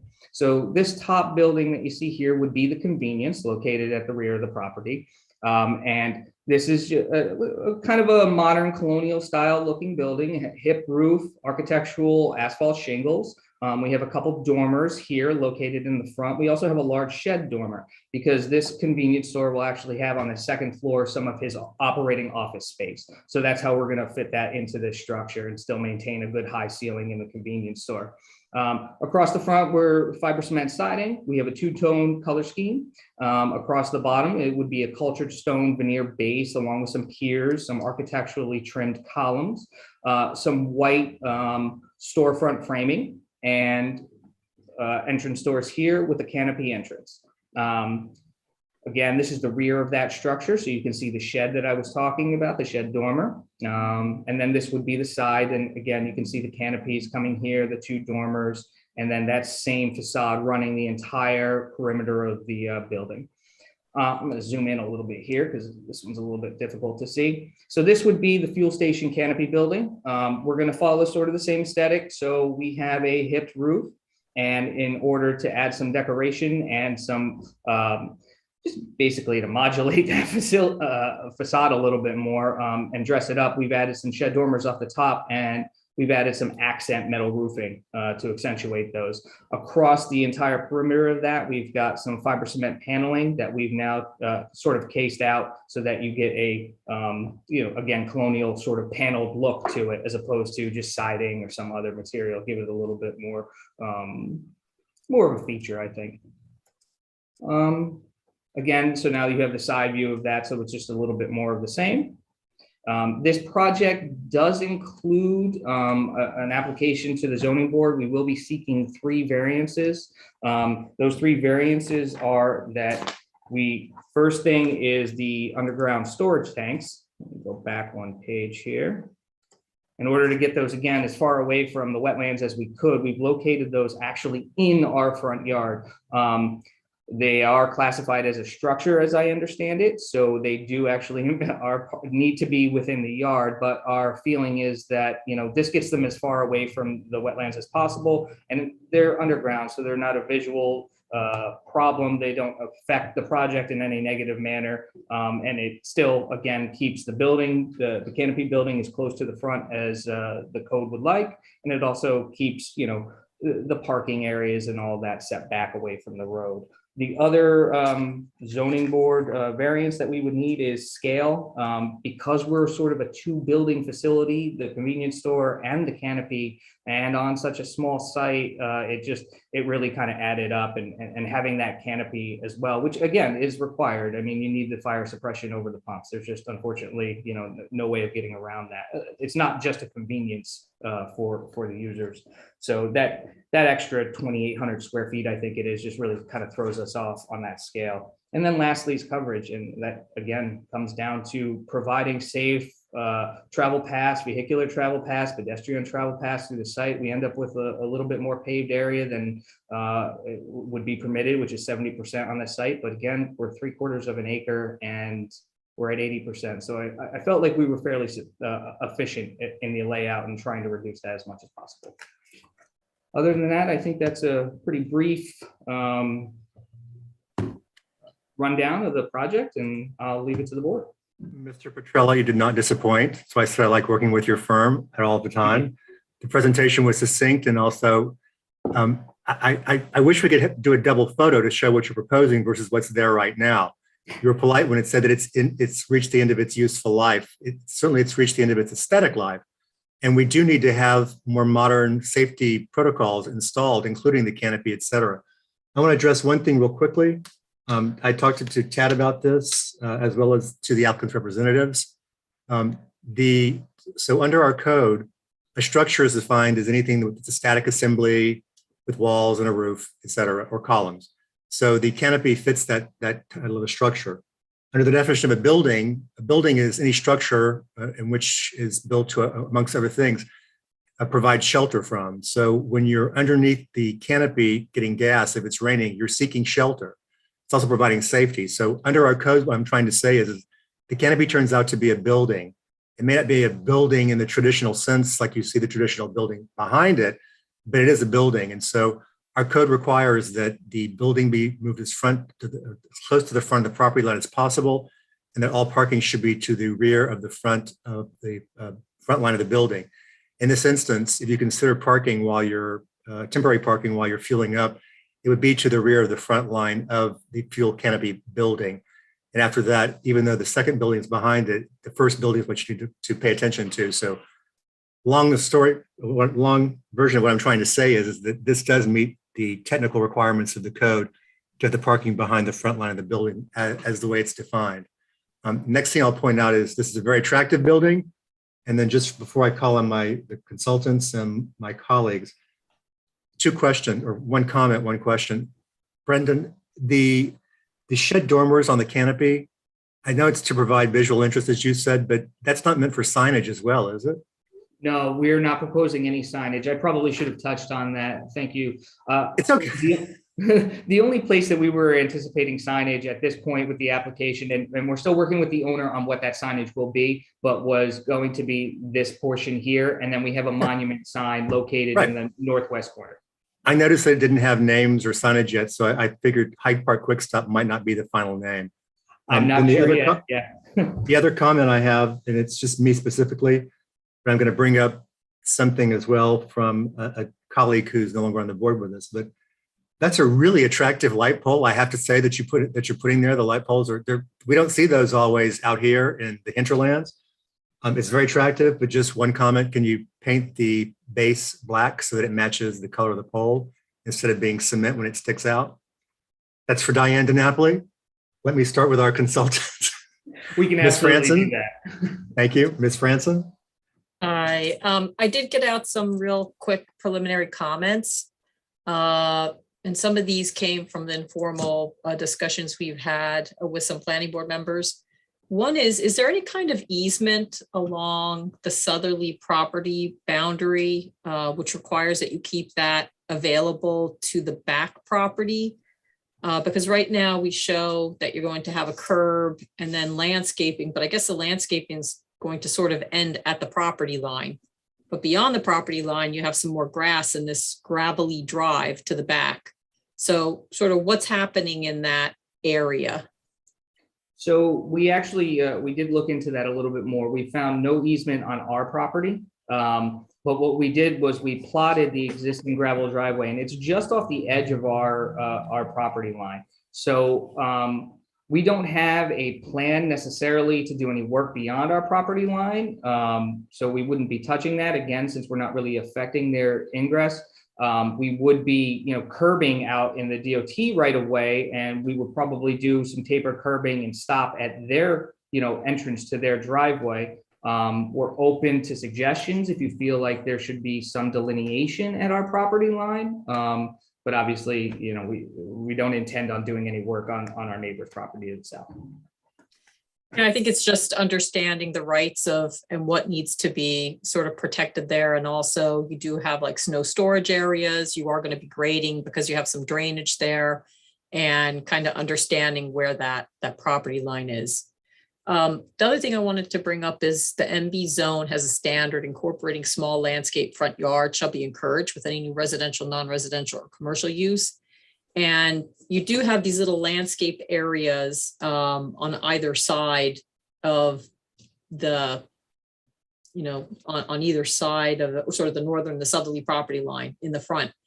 But that area that's going to be landscaped actually looks like it's outside of the property boundary. So it's in the New York State DOT right away. And, to what extent can we rely on DOT, allowing that to be there and not necessarily requiring in the future that it be removed, et cetera. Because really the intent was to put the front yard, that's where the landscaping is going to go. But I know you're kind of restricted on this site. So if you could speak to that. Yeah, that was a concern. As you can see, we don't have nearly the amount of landscaping that I would have liked to have given you in that for strictly that reason. We were concerned that the DOT would not allow it to. How that would get maintained is another question. I can't speak to whether the DOT is going to fight with us on the street, the shade trees that we have sort of in the front there. Our hope is that during their review that they'll be fine with that.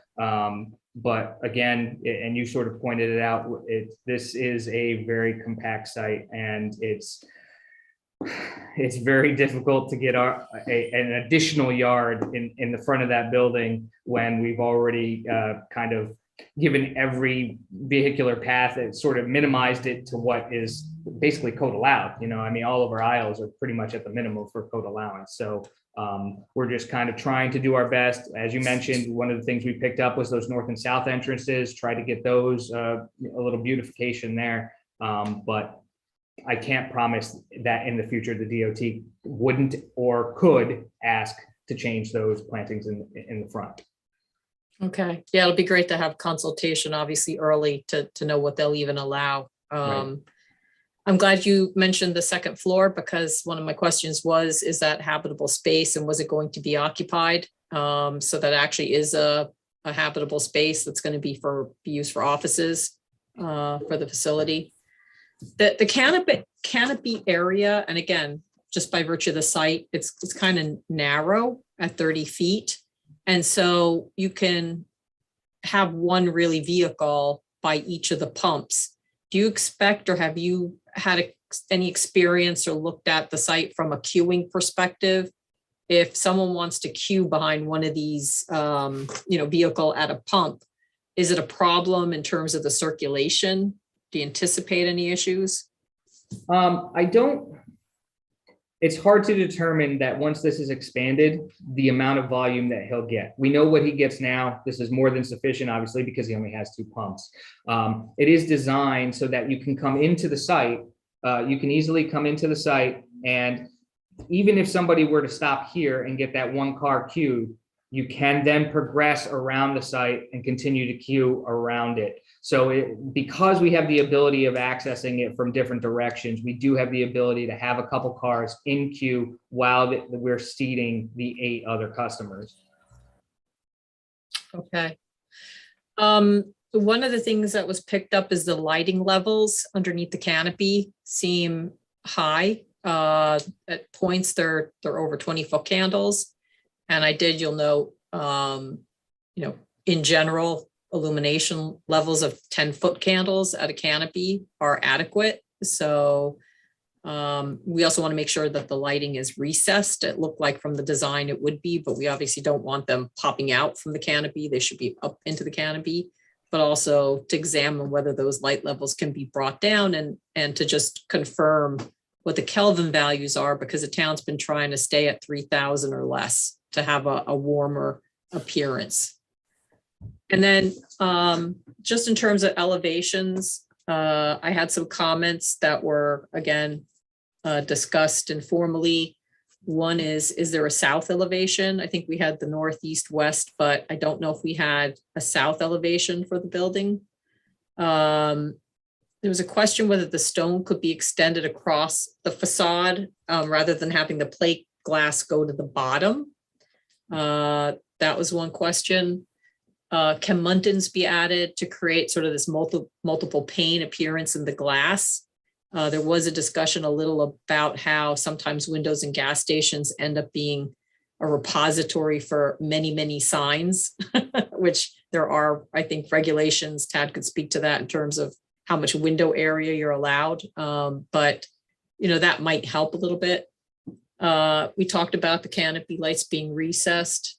And in general, we also talked about they're usually in the canopy, I guess, these various devices that come down out of the ceiling of the canopy, which we would probably expect. And does the design of the canopy actually come down to sort of help screen that, or, would that be visible? Those are just some, again, general comments, informal comments about the design. Yeah, I will touch a little bit on the appurtenances that you see that come down from that. Mostly those aren't screened because all those things that you're seeing come down are actually fire suppression devices. So you don't really screen them because you may possibly block what they're trying to spray. So you will see those, but typically you will only find those directly or just to the side of the pumps themselves. So we're considering recessed lighting, but as far as the suppression goes, there's very specific heights that the nozzles have to be at. So we don't want to lower the canopy, obviously, and then we don't want to, I can't promise you that they'll all be screened because that is a completely separate code, and those little nozzles have to meet down to those heights and those directions. Right. We weren't sure if the face of the canopy, if it actually kind of extended below the ceiling of the canopy based on the design. That's what we meant in terms of potentially screening it, or if that's flat to the ceiling. Like a tray ceiling that's up, so that the canopy extends down past it. I think we can look into that. I don't have any objections to it. As long as we're not creating any sort of issue with the suppression system, I think we could do that. Absolutely. And that would also help your concern too, with any kind of glare coming from the recessed lights from the canopy itself. Thank you.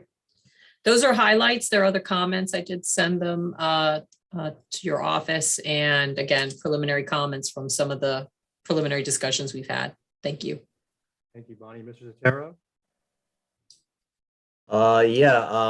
Thank you. As I said in my memo, this is going to be a huge improvement to this area.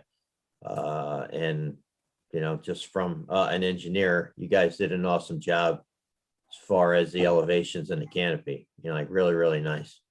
Thank you. So, we did issue a comment memo, some minor things. I'll talk a little bit about, the drainage. I did get an email from the applicant's engineer. Yes, well, a voicemail and an email today. So, you had mentioned that there is a existing stormwater pipe that runs from the north through your site and discharges to the wetland to the south. I didn't put it in my memo, but after reading the email from the engineer today, one of my comments was, what was the condition of the pipe from your site to the discharge to the wetland area? And the engineer, had stated that, well, that's not really on our property. Well, there's going to need to be an easement on that you're going to have to get from the adjoining property owner, because if there's not already one, but all of this project's drainage is tapped into that pipe. And if there's, I'm sure it's an old corrugated metal pipe. If there was ever a clog or a collapse from your site to the wetland, you have to be able to go in, and maintain it. And assuming that when you get an easement, I would recommend that the pipe from your site to the wetland area be replaced, so that it's completely brand new system. And I'm sure that your DEC, because you're going to require a DEC permit, that might also be one of their questions. We'll have to talk to the planning board attorney. I don't know if there needs to be any easement language to make sure that the flow from the north is able to be continued through your site. I mean, it probably has been for years, so it may be grandfathered in, but again, we'll discuss that with her. So need to take a look at the outlet pipe from your site to the wetland area. And then we will need a pre and post development analysis to make sure that there's not going to be an increase in flow to the wetland. And again, I think that the DEC would be interested in that. This project only requires an erosion sediment control permit because it's not over an acre, so we don't need a formal SWIP. However, I would like to take a look at, being that this still is qualified as a hotspot under the DEC regs. There were one or two oil and water separators that were proposed, but I would like to see if we could look at a little bit better enhanced treatment unit. So I could work with your engineers on that. Our office has worked on the developer side with several gas station project where we have incorporated some enhanced treatment units here. And I think, again, that may be something that the DEC is interested in too. So not really too many engineering comments. Most have to do, with drainage. And I'm just looking through here quick. You talked about, the concrete slab under for, the pumps. I assume that'll have other grooves in it to control, spillage. And that's pretty much it. We had a couple small comments, but I'll work with your engineer on that, and we'll resolve it. But it's really nice project, really nice. So thank you. Thank you. Thanks, Pete. Ms. Moss, comments? Yes, you are taking the tanks out of that DEC adjacent area. You are reconstructing elements within that, and Pete was referring to a DEC permit that would be needed. Are you anticipating that redevelopment within that 100-foot adjacent area will need something from DEC? Yes, I do think it Okay. does. Yeah. Okay. Another item, typically gas stations have outdoor storage of items that are for sale or propane Right, tanks propane that you storage, can yeah. exchange, that Good kind of point. stuff. That would need to be shown. Bundles of wood is another typical thing, or an ice machine. I think he has an ice machine there now. So those all would need to be shown. Particularly the propane, because you'll probably need some kind of barrier to keep cars from some bollards or something. Okay, there it is. Yeah, so we do have the propane exchange, but you do bring up a good point about the wood and the ice. I want to make sure I touch base with him on that one as well. Okay, the driveway to the south, where there is no fence, there's actually not a fence required because it is another commercial use. Around the back also, there is not a fence required because that is still a neighborhood business district parcel, as is the one to the north. So it would be up to the owner whether or not he wanted to provide some screening or fencing. What else? I guess Pete covered the hot spot. We look forward to seeing the signage. And I guess that's about it. Thank you. And before I leave your comments, are you referring to maybe needing a wall along the southern boundary of the property so cars entering in to go back to the rear property and the landlocked parcel would not be driving on their property? Is that what you mean? Yes, they would not be driving on a undefined grassy area that's used for some kind of storage, snow storage. That's all. I don't know whether there needs to be some kind of a curbing or a lining with smaller rocks, or I'm just concerned that that area that is not contained will Become part of a driveway. It become part of a driveway. No longer grass. Yeah. And almost becoming hard packed and basically impervious. Okay. And, maybe that's okay. Maybe you do railroad ties. I don't know, but I think there should be some kind of a definition along there.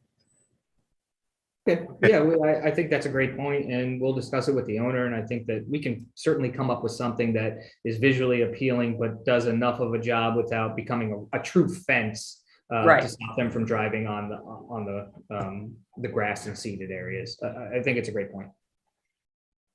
Thank you. Vice Chair Dexter, do you mind if I call on you first? Michael, if I could just mention a Sure. couple things before we go on to planning board members, please.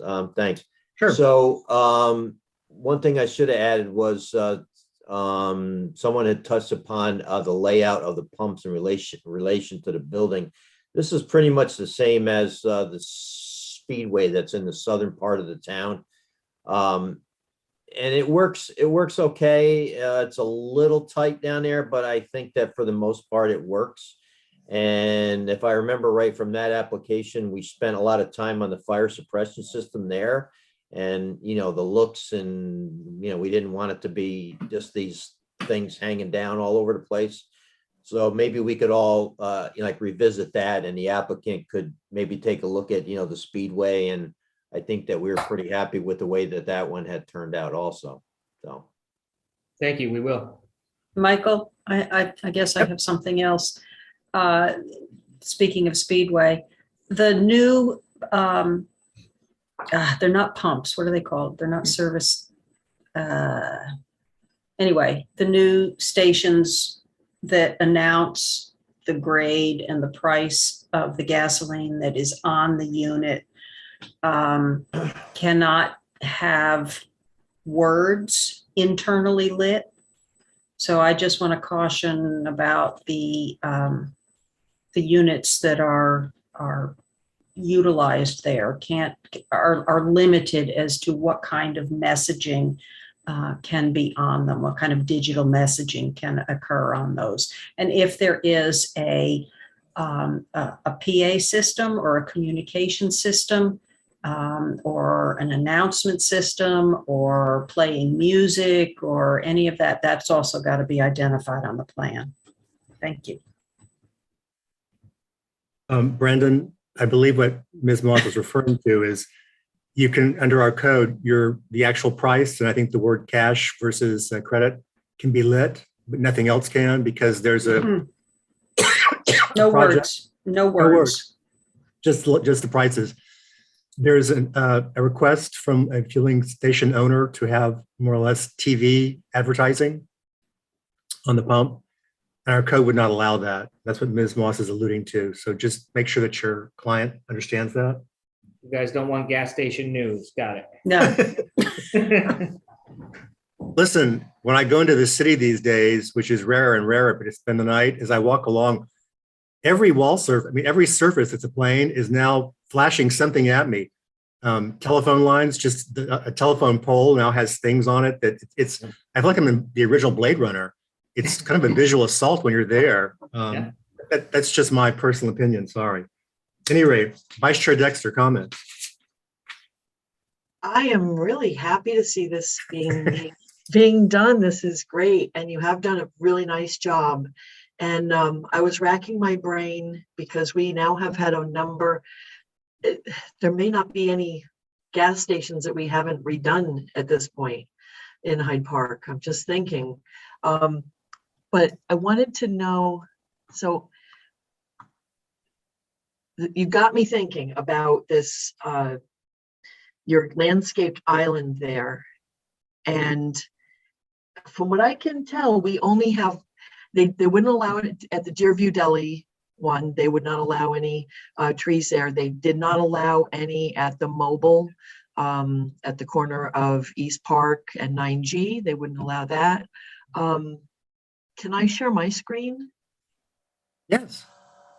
You should be able to. Do I need to stop. I think, yeah, I think you need to stop. There you go. And it'll be brief. Hold on a second. Let's see. So, is this it? Let's see if this is it. Can you see this? Yep. Yes. So this is the Speedway. I think the one in the south of the town. So what we did get from them was a little mini stone wall. And, but they didn't really want us to put trees there either. And I'll just zoom in as much as I can. See how clean it is underneath here? And that's what they were talking about with all the fire suppression. Well, they have it down low. They brought it down low. Right. And little peninsulas above. I mean, yeah, that certainly looks like an option. And I can see the suppression canisters are located right on top of those little canopies.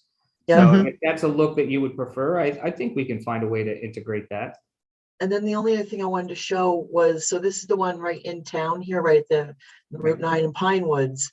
And there's one lone little tree here, I think. But mostly they don't like trees. I think they told us that they become a hazardous for people to drive into. For one of the applications, that's all I remember hearing. They also don't like when branches grow over the roads and fall down. Yeah.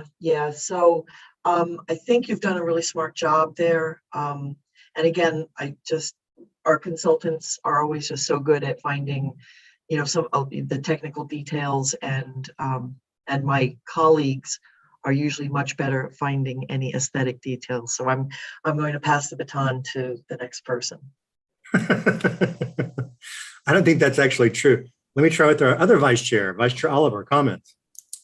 I think this is an awesome improvement to the site. 200% better than what is there. And I want to especially point out the location of the diesel pump.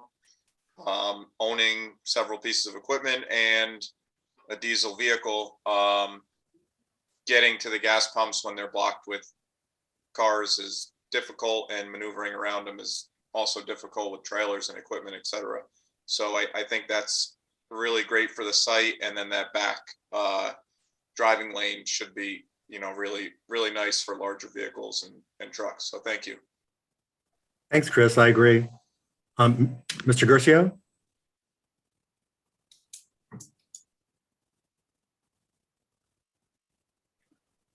You're muted, John. Sorry. There we go. Sorry. No real comments. It's a great improvement. Excited to see it happen. That's it. Thank you. That was easy. Mr. Waters, Rob? Yeah, I had a couple questions, some of which have Brandon himself had gotten to with regarding the canopy, whether that was open air on those shed, on the face of the sheds. But obviously you said I think it's cement board or fiber cement or something, which is great. That's nice. And that no signage would go up there. That's even better. And then the storefront was mentioned. When you look at the west elevation, it's showing plantings in front of the windows, I believe, but they're not on the plan view, much like the propane is there, but there is no ice and etc. But I was thinking, even if that water table, if the owner doesn't want the water table to go all the way across, like the perimeter, that could be maybe dropped down, and that could be a planting bed in there. But like a planter in front of that window. But that was just something that I just saw. Then the let's see, that was the sidewalk. Was 6 foot 6 inches. The planting beds. Okay. The windows with the advertisements and the original structure, they have those windows where they're just billboards, I guess, for advertisements and stuff. And I guess the thing that I was mentioning about the windows going all the way down, the storefront windows going down to the grade, by putting that water table there, it'll allow him on the inside to possibly put some kind of a whether it's gum or paper stand or whatever, and it wouldn't be visible from the road or anything. So I think that could actually enhance that particular thing. The windows I like, they're 6/1, and obviously if you add the water table, you're actually shortening that window, the visibility out of it. So maybe leaving that open now and not putting mullions all the way down might actually, it actually looks nice. I guess is what I'm trying to say. The I can't believe that you got everything that you did into that acreage. I know. So it's amazing. The circulation is fantastic. I mean, I think and people have commented where the diesel is and all, you can go around, you can circulate. There's many ways in and out. And even if you are blocked, there's other ways around. Right. So it really works that way. The colors for the structure, I know you probably haven't gotten into it, but at some point, I think we should probably see maybe, some kind of a storyboard or something with what the materials are, what colors you're planning on using. The storage center, I believe, is a mustard or a goldenrod color. I'm not exactly sure. So I thought maybe if you balance something that might, not enhance that, but make yours stand out, maybe a darker color, maybe historical color. So I was looking through the Benjamin Moore classics guide, and there's a lot of historical colors that are nice, that might go nice with the stone. And then also what kind of stone, what is the pattern? Obviously here we like to use Roosevelt pattern and the Roosevelt stone. But it depends on the color of the structure too, because you want it to actually work with that. Then the clapboard siding, I get it. The cement board, perfect. That's great. I was just wondering, maybe texturally, just a thought, is if the roof line structures, the doghouse dormers and stuff, and the gable might be like a shake. But that was just a thought, but it looks, the building is a million times better than what is there. So I do want to just say that we actually tried a scheme with the shake in it, and I didn't like it as much. It didn't look as clean because I don't feel like there's enough of the dormers to facilitate that shake and that texture. And just to kind of touch on the colors, I know we sort of have this kind of grayish scheme now. The owner was kind of, I think, is kind of looking at sort of that gray scheme because we have that sort of traditional look, but that kind of gray look is also kind of modern. So he was thinking that looked fresh and new. So he may want to look at those colors. They haven't been solidified yet. That's what we presented tonight, and it was something he was thinking of. So yeah, it's still open. Yeah, there's a couple across from Beekman Arms and Rhinebeck structures and Rugies, I guess. But there's also the Amsterdam, the restaurant up there, the Realty Place just south of the Amsterdam restaurant. It's a little gray building right by the, there's an info center right in between. It's the next building is there. It's a gray. It has like an amethyst, I think, in it, gray. It's nice. It's different. It's something you wouldn't see. That was one thing. The ridge at the top of the roof, I wasn't sure what the length of that is. And the only thing I was, going to suggest or maybe see if it could be done is you're going to have obviously a mechanical room, I believe. Yes. And there's not too many ways to direct vent out the sides because of parking spaces. So if you go up, is that possible to break up that ridge with, when you do your piping, to possibly put like a chimney up there or something, just a low, very low, just to break that line up on that, so it doesn't look, but again, it's just something to look at, because I don't know how you're going to vent, any mechanicals and stuff, where they're located. Are they downstairs? Are they upstairs in the second floor, air conditioning? So that was that. Let's see the pattern of the stone or whatever, just to kind of keep with what's like on the post office or the Roosevelt building, maybe that kind of a pattern.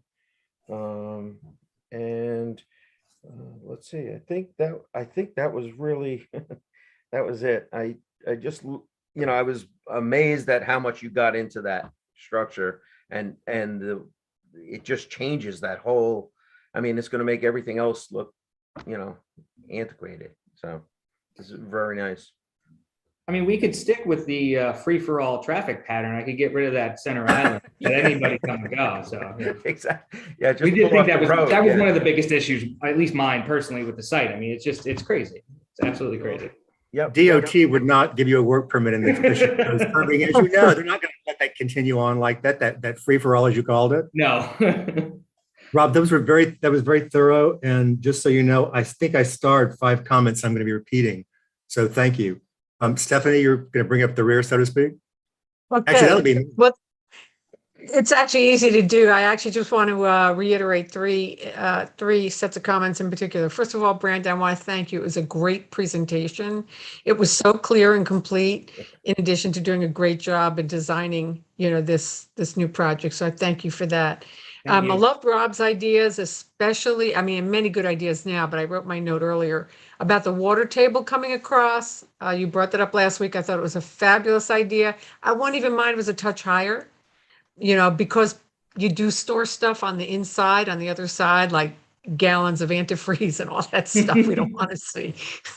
And I also want to just reiterate Ann's comments and photos, and thank you for presenting those photos. I think they're really helpful, looking at the underside of the roof, and that there's a 5.5 foot distance between the DOT right of way and where the USTs are. And I'm wondering if DOT really pushes back completely, if you can fit some low plantings in there.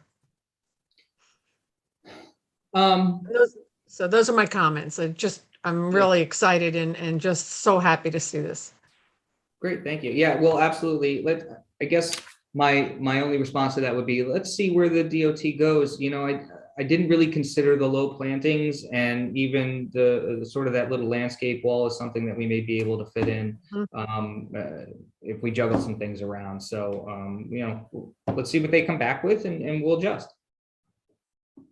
So for our newer members, Brennan's firm is the one that came up with the Dunkin' Donuts at the southern end of town on Route 9. Oh, And this is the building that Pete can tell you that other towns started saying, we want the Hyde Park Dunkin' Donuts. And that's to their credit. And I can tell you that on 9D going toward the Duchess Stadium, the other day when I was driving by, I went, oh, there's the Hyde Park Donut building. It is the Hyde Park you Dunkin'. didn't have to educate Brandon. I can confirm it because there's a Dunkin' Donuts going in Montgomery, and they said, how about the one in Hyde Park? It's actually here. This is one of the reasons why we like working with the firm so much, is they understand. Rob, I think that the stone pattern that they're proposing is probably a lot like what's proposed down at the Dunkin' Donuts on Route 9 here in Hyde Park. I know that doing the laying the flatter, the bigger stone, flagstone, fieldstone in the Dutch colonial revival that the President Roosevelt liked, I think is more expensive. So generally they tend to do value engineering on stuff so we get a different look. But here I'm going to weigh in and say that I agree, I concur. I think that the building would look more attractive with the water table extended across all the way and not have those big sort of windows, although it didn't look bad to begin with. I want to make sure I add that. Brendan, the highest light value that I could find on the lighting sheet was 46. And that's a really high foot candle. I'm aware that this is a dark area and that many people, whether you're female, male, whatever, if you're alone, you might not want to stop there. So I understand the need for safety, but 46, according to our Greenway guide, actually makes people feel uncomfortable by that point because it's just too high. So I think Bonnie's right. The other thing to tell you too is that we're supposed to have, well, we clarified it. We need to have an average of the overall site. You broke out the averages of different portions of the site. We should have an average of the foot candle across the site, because if it's 2 across the site, then that helps us put higher pinpoints. Those of us who have been doing this for a while know that the LED lights do create pinpoints that are really hot spots, so to speak, but a different kind of hot spot than Pete meant, but that it dissipates quickly. So we just want to make sure that it's not overly lit, particularly because it's out in the country and it is more residential. While we don't want to have people like waiting in the dark shadows for someone to come and shop and so they can cosh them over the head, we also don't want it to look like it's Las Vegas out there. We are prepared to take tonight to circulate the action, type it, give it to send it to DC planning as well, because I think it's pretty far along. I mean, this was a really complete package. I also want to thank you and the owner particularly for keeping up his interest. I think we had a discussion about this before, like maybe 6 months before the COVID lockdown. I mean, it's been that long. And it has been. After a while, I thought, oh, it'll never happen, boo-hoo. And then all of a sudden we revived again, and it did. And for the rest of the board, we've now had enhancements, as Ann pointed out, to all the fueling stations. We've had enhancements to all the buildings in this area. When this is redone, you're going to have a nice little neighborhood business district down there. I wish there was a neighborhood right around, immediately there, like a subdivision that could walk down, because you kind of take your life into your own hands walking down South Cross Road, as my friend Ann Dexter can tell us, because it's a cow path that curves. But this will be a nice place for people to come and shop as well if they need something quick, instead of having to go further afield. So I think for all those reasons, it's great.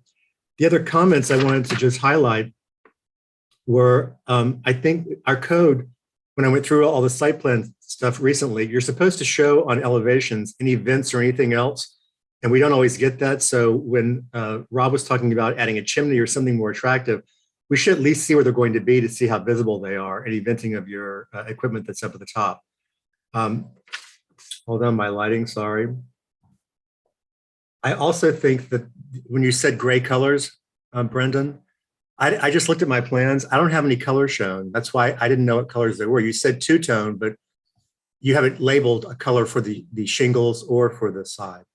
Yeah, so we didn't have those in your package. It was only in the presentation I showed tonight that were the elevations colored, but I can certainly make sure that's part of our next submission. So everybody. I'll be honest, I couldn't tell. I thought that was just black and white color. Sorry.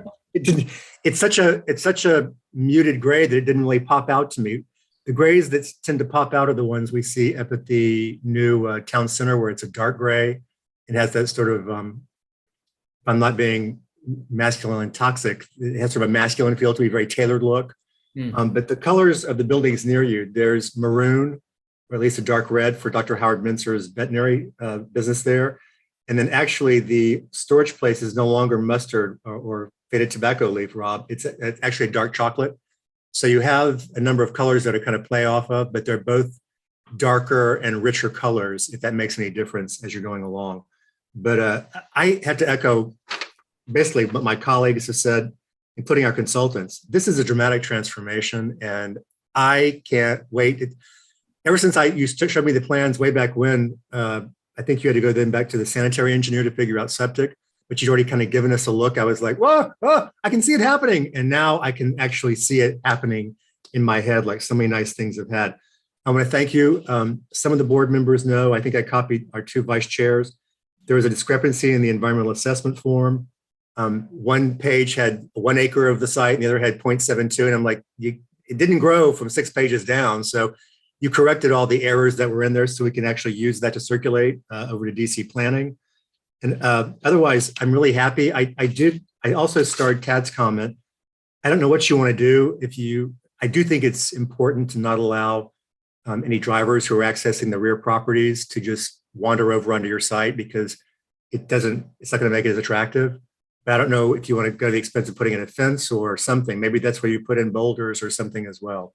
But it's very, speaking of free for all, I drove over there 2 days ago, and there's multiple ways to get in over there. There's a lot of hard packed paths that don't look like that there's any one way that you're supposed to go in.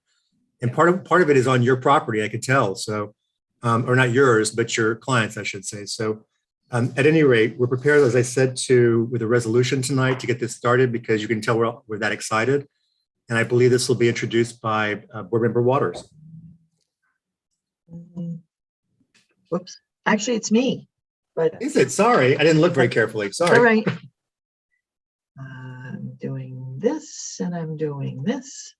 And I'm trying to be very professional here. Thank you.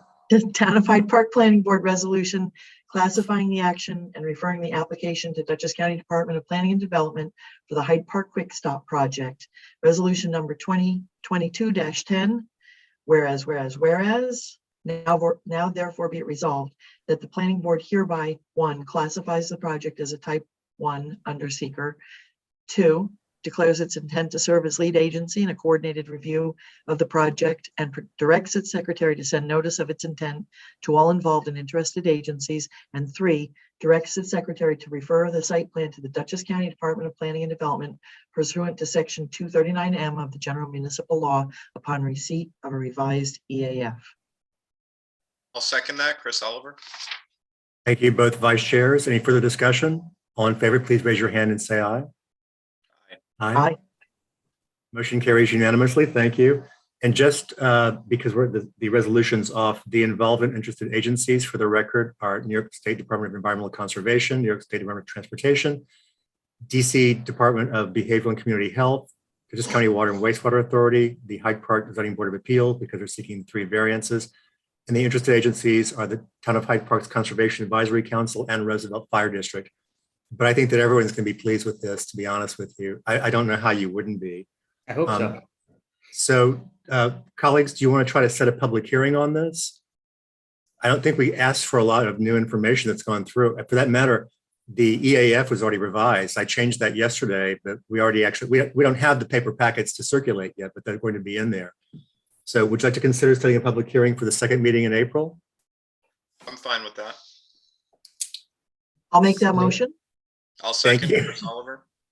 Thank you. Any further discussion? All in favor, please raise your hand and signify by saying aye. Aye. Well, it's exciting when we get a new project like this, Brandon, and seriously, it is nice to see you guys again. Oh, been a it's great while. to be back. I love it. Well, do more projects here. Do more projects. I mean, with this level of praise, I mean, how would you not want to come to this board? I mean, geez, thank you so much, everybody. Well You're done. very welcome. Great And job. we'll see you in a little bit, or rather in about 6 weeks or 5 weeks. In the meantime, have a great welcome to spring. Thank you so much, everybody. Have a great evening. Thank you. You too. Thank you. I was going through quickly. The next resolution will be introduced by Mr. Waters. That's right. The next application is Malcarne. This is a site plan approval for an exterior modification. This is located at 4236 Albany Post Road. Long timers will know this as the Old Row Building, because everything gets called the old something building here if you've lived here long enough. Tonight we're being represented by Naveen Sidaris of Malcarne Contracting. And Naveen, can I turn it over to you? There you are. Sorry, I couldn't find you at first. Hi, how are you? The building as it exists, we're not planning to change anything in the footprint. We're just trying to improve the look on the outside and give it some height. It's a flat roof at the moment, and we wanted to give it some height to reciprocate to the original brick building that's on the site. And we're gonna be using it for a showroom because we can't find doctors that want to have offices on their own anymore. So that's the site as it stands. That's the first sheet. And that's basically, we're not changing the site. We're just occupying it. And we want to just add a door for suite I. Instead of the two windows. This way we can use that space as well, because these spaces have remained vacant for a very long time. So we want to give it some curb appeal and some new life. That's all we're doing. This is the existing site plan. So this is the proposed site plan, which is no different, except that the doors are going in the location, and the parking lot is being striped and allocated with handicap spots and things like that. And colleagues, there's also, Mr. Malcarne has taken out one parking space. That's the boxwoods you see shown, kind of in the center of the south side. To soften up the parking, there'll be some landscaping added. Where you see Malcarne showroom, there'll be a new roof line. And I think Rob Waters will probably be talking about that because it's a pretty groovy kind of roof line, in my opinion. In addition, the original brick building that's to the right, the actual part of the row, or rather to the south, there's a new canopy being added over that as well. I think that pretty much sums it up. There's a better version of the elevation. In the lower right-hand side, you can see that sort of hexagonal kind of roof line, I'll call it. There's probably a better term, that's my layman's term for it. But you can see it's going to have peaks and valleys in it. In addition, if you look to the north elevation, just that they're adding some new cladding to make it a little bit more attractive. For that matter, the whole sites will be upgraded slightly to give more curb appeal. And I think what you're achieving, Naveen, by the way, is that I like to quote Prince Charles when he talked about sometimes there are additions to historic buildings being monstrous carbuncles. The addition was originally kind of a carbuncle over there. And by changing the roof line and making it more classical, I think you're harmonizing the two elements much better, and the recladding as well. In addition, there's new signage. You see it's proposed with 4 gooseneck lights over the portion of the building to the left, the showroom. That's about all that's changing there, but there is a background, I believe, of red. So introducing some color on this side to harmonize with the red brick on the right side. Correct. Does that sound about right, Naveen? Absolutely. I'm jumping in because I've been working with Naveen on this project for what, 18 months, 2 years. For a while. Taking a while to come forward. But this will also reactivate a building that's been pretty much empty for a while. So I think that you'll probably be hearing nice things about it. Anything else you want to add, Naveen?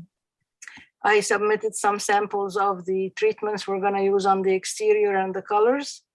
I'm sure that's hard to see right now, but we're doing fiber cement siding in sheets and with battens in them. And we're gonna carry over the color from the original building, which is the reddish color of the stone, and the rest will be gray. The signage responds to that as well, with the same colors. And I submitted a sample of the sign material, and it's going to be also written in the same dark gray, and then the additional by Malcarney, the by word would be in the reddish color like the rest of the siding to tie it all together. So Thank you. I'm hoping it's not it wouldn't look too invasive, but it would look like it was always there, and it would tie in together with the original building in a good way. Thank you. I think it does myself, just quoting myself. Let me start with the consultants. Mr. Sotero, do you have escrow on this? No comments, no. And Bonnie, do you have escrow on this? No comments, no. Thank you. Tad, comments? No, I think we've gone over this quite a bit. We're working, to try to get the integration with the new zoning district. And I think we're there. But it's challenging. It's a new district. It's an existing building. It doesn't need to meet the new standards. It's not changing the footprint. Not changing the footprint, not expanding. So I think we're good to go. I agree with you. And I have to say, I think that the addition of the roof line really does make it more in line with the architecture that's described in the forms for the new zoning. So yeah, thank you. So I'm happy with it. So let me get comments from my colleagues. Sure. Vice Chair Oliver, I'm going to start with you. I think the new roof line is pretty cool and unique. I am interested to see the colors proposed on the building. Other than that, I think it's, anytime we improve an existing structure in the town, I think it's a good thing. So thank you for that. Thanks, Chris. John Curcio, you're muted still, John. I don't have anything to add other than it's exciting to see another old building being fixed up. All in agreement, I'm going to guess. Ms. Wasser? Same. Looking forward to looking at the materials in person. That will be nice to see the samples in person. I thank you for the investment, and I'm really looking forward to this improvement. It's really not looking great, so I'm looking forward to it. Thank you. Mr. Waters? Yeah, I think the roof line is very, very unique, and what's nice in a strange way, it helps complement the original existing building, and that I think is a plus, because even though it's an add-on, it's unusual enough that it looks like it was there and done for reasons a long time ago. So very nice. Looking forward to the colors and seeing everything that, all the materials and things. But other than that, it's perfect. It's nice. It's a big upgrade. So. Thank you. Thank you. And Vice Chair Dexter? First of all, sorry about the screen sharing. Apparently I've used up my allotment of my memory tonight. So it's That's just okay. Just sitting there spinning. But this is really exciting. This is yet another one of those like, wow, finally, what a great solution, and what a great approach. When I moved here years ago, that was where the laundromat was, going way, way, way back. So this has definitely entered into its own, it's just going to look fabulous. So thank you. And again, I can't wait to see all the actual materials, but Cynthia, I think you said that it's the same colors as Mincer's, that kind of a red. Yes, that the samples she dropped off, and the samples are in planning board office. It's the same color as the hardy board as Mincer's. Okay, that'll really complement the brick really nice, I think. Yeah. So nothing else from me. Thank you. Naveen, long birthing process, sorry, but we have a baby. It's emerged. You heard positive things. We're going to help that kid grow and can become a toddler very quickly. So we have a resolution prepared to get this all started tonight, and this will be introduced by Mr. Waters. Yes, a resolution classifying the action and referring the application to Dutchess County Department of Planning and Development, Mel Carney Showroom, Resolution 2022-11. Whereas,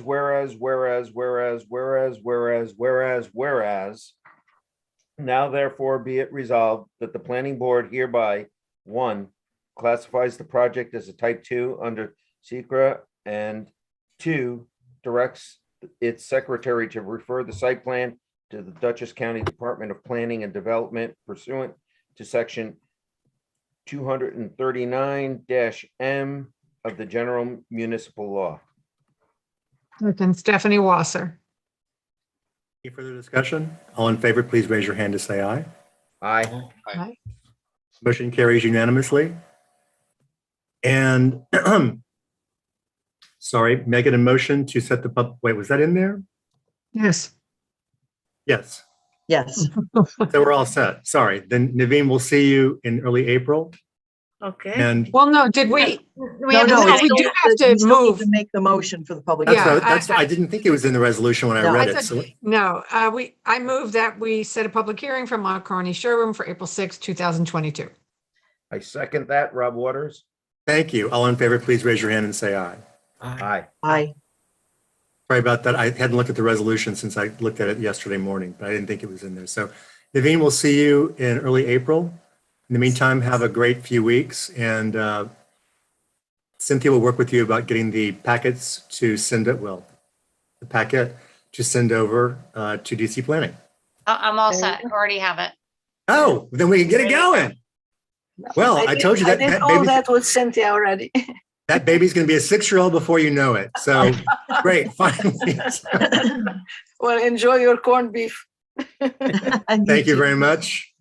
Have a good night. Patrick's Day. Thank you very much. The next item on the agenda is Key Construction Office and Storage Units. I'm recused from this application, but Kelly, good to see you, even though I'm just saying hello there. And Good Tori, evening. thank you for substituting for me all this time. Thank you again. Somebody just give me a buzz on my cell phone when it's time for me to come back up. Thank you. Thank you, Chairman Dupree. Welcome, Kelly. Welcome, Amy. Welcome, Tori. We are not here to open a public hearing because we closed it the last time. And we patiently sat there for 7 days, and I'll confirm with Cynthia that we did not receive any additional comments. And we hadn't received any anyway. So Okay, good. Yep. So we're good there. I know we've done some back and forth. We do have a resolution tonight, but I just wanted to ask Kelly if you'd like to, just, I don't know, do a summation here at the end. Okay, sure. Thank you for that introduction. So I'm Kelly Leibold with KRC Planning, representing the applicant, and you did a great summary yourself. We've been many months working on this project with the planning board and the zoning board.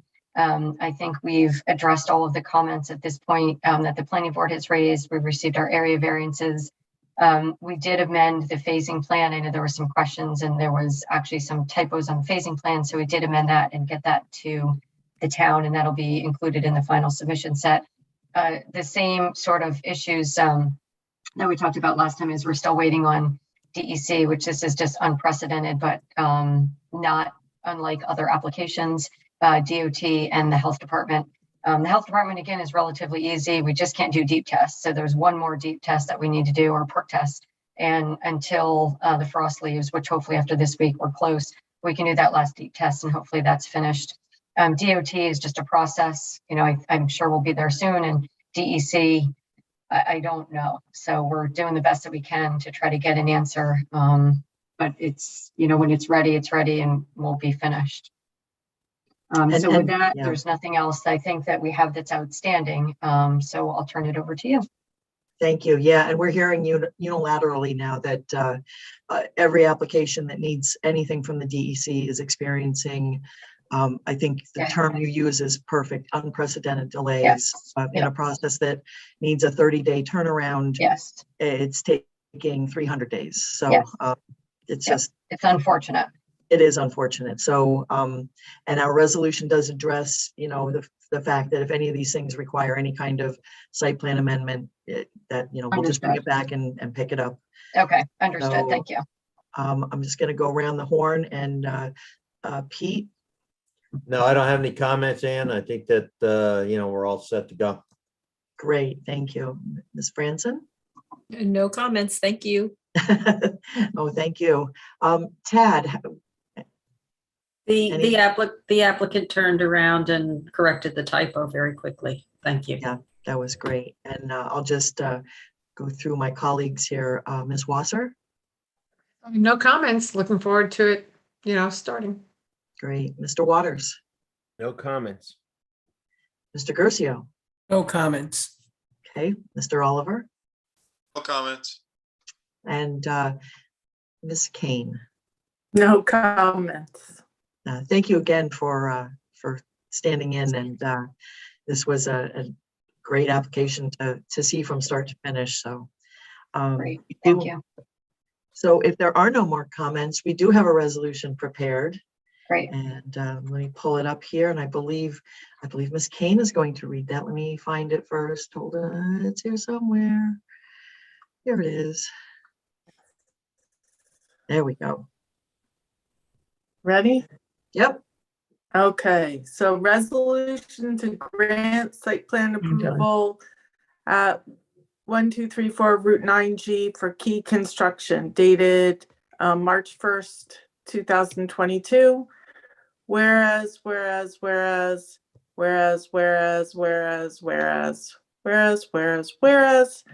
now therefore be it resolved that the planning board hereby grants site plan approval to the project and authorizes the chair or his authorized designee to sign the site plan set after compliance with the following conditions: payment of all fees in escrow, final review of the site plan set by the town engineer and zoning administrator.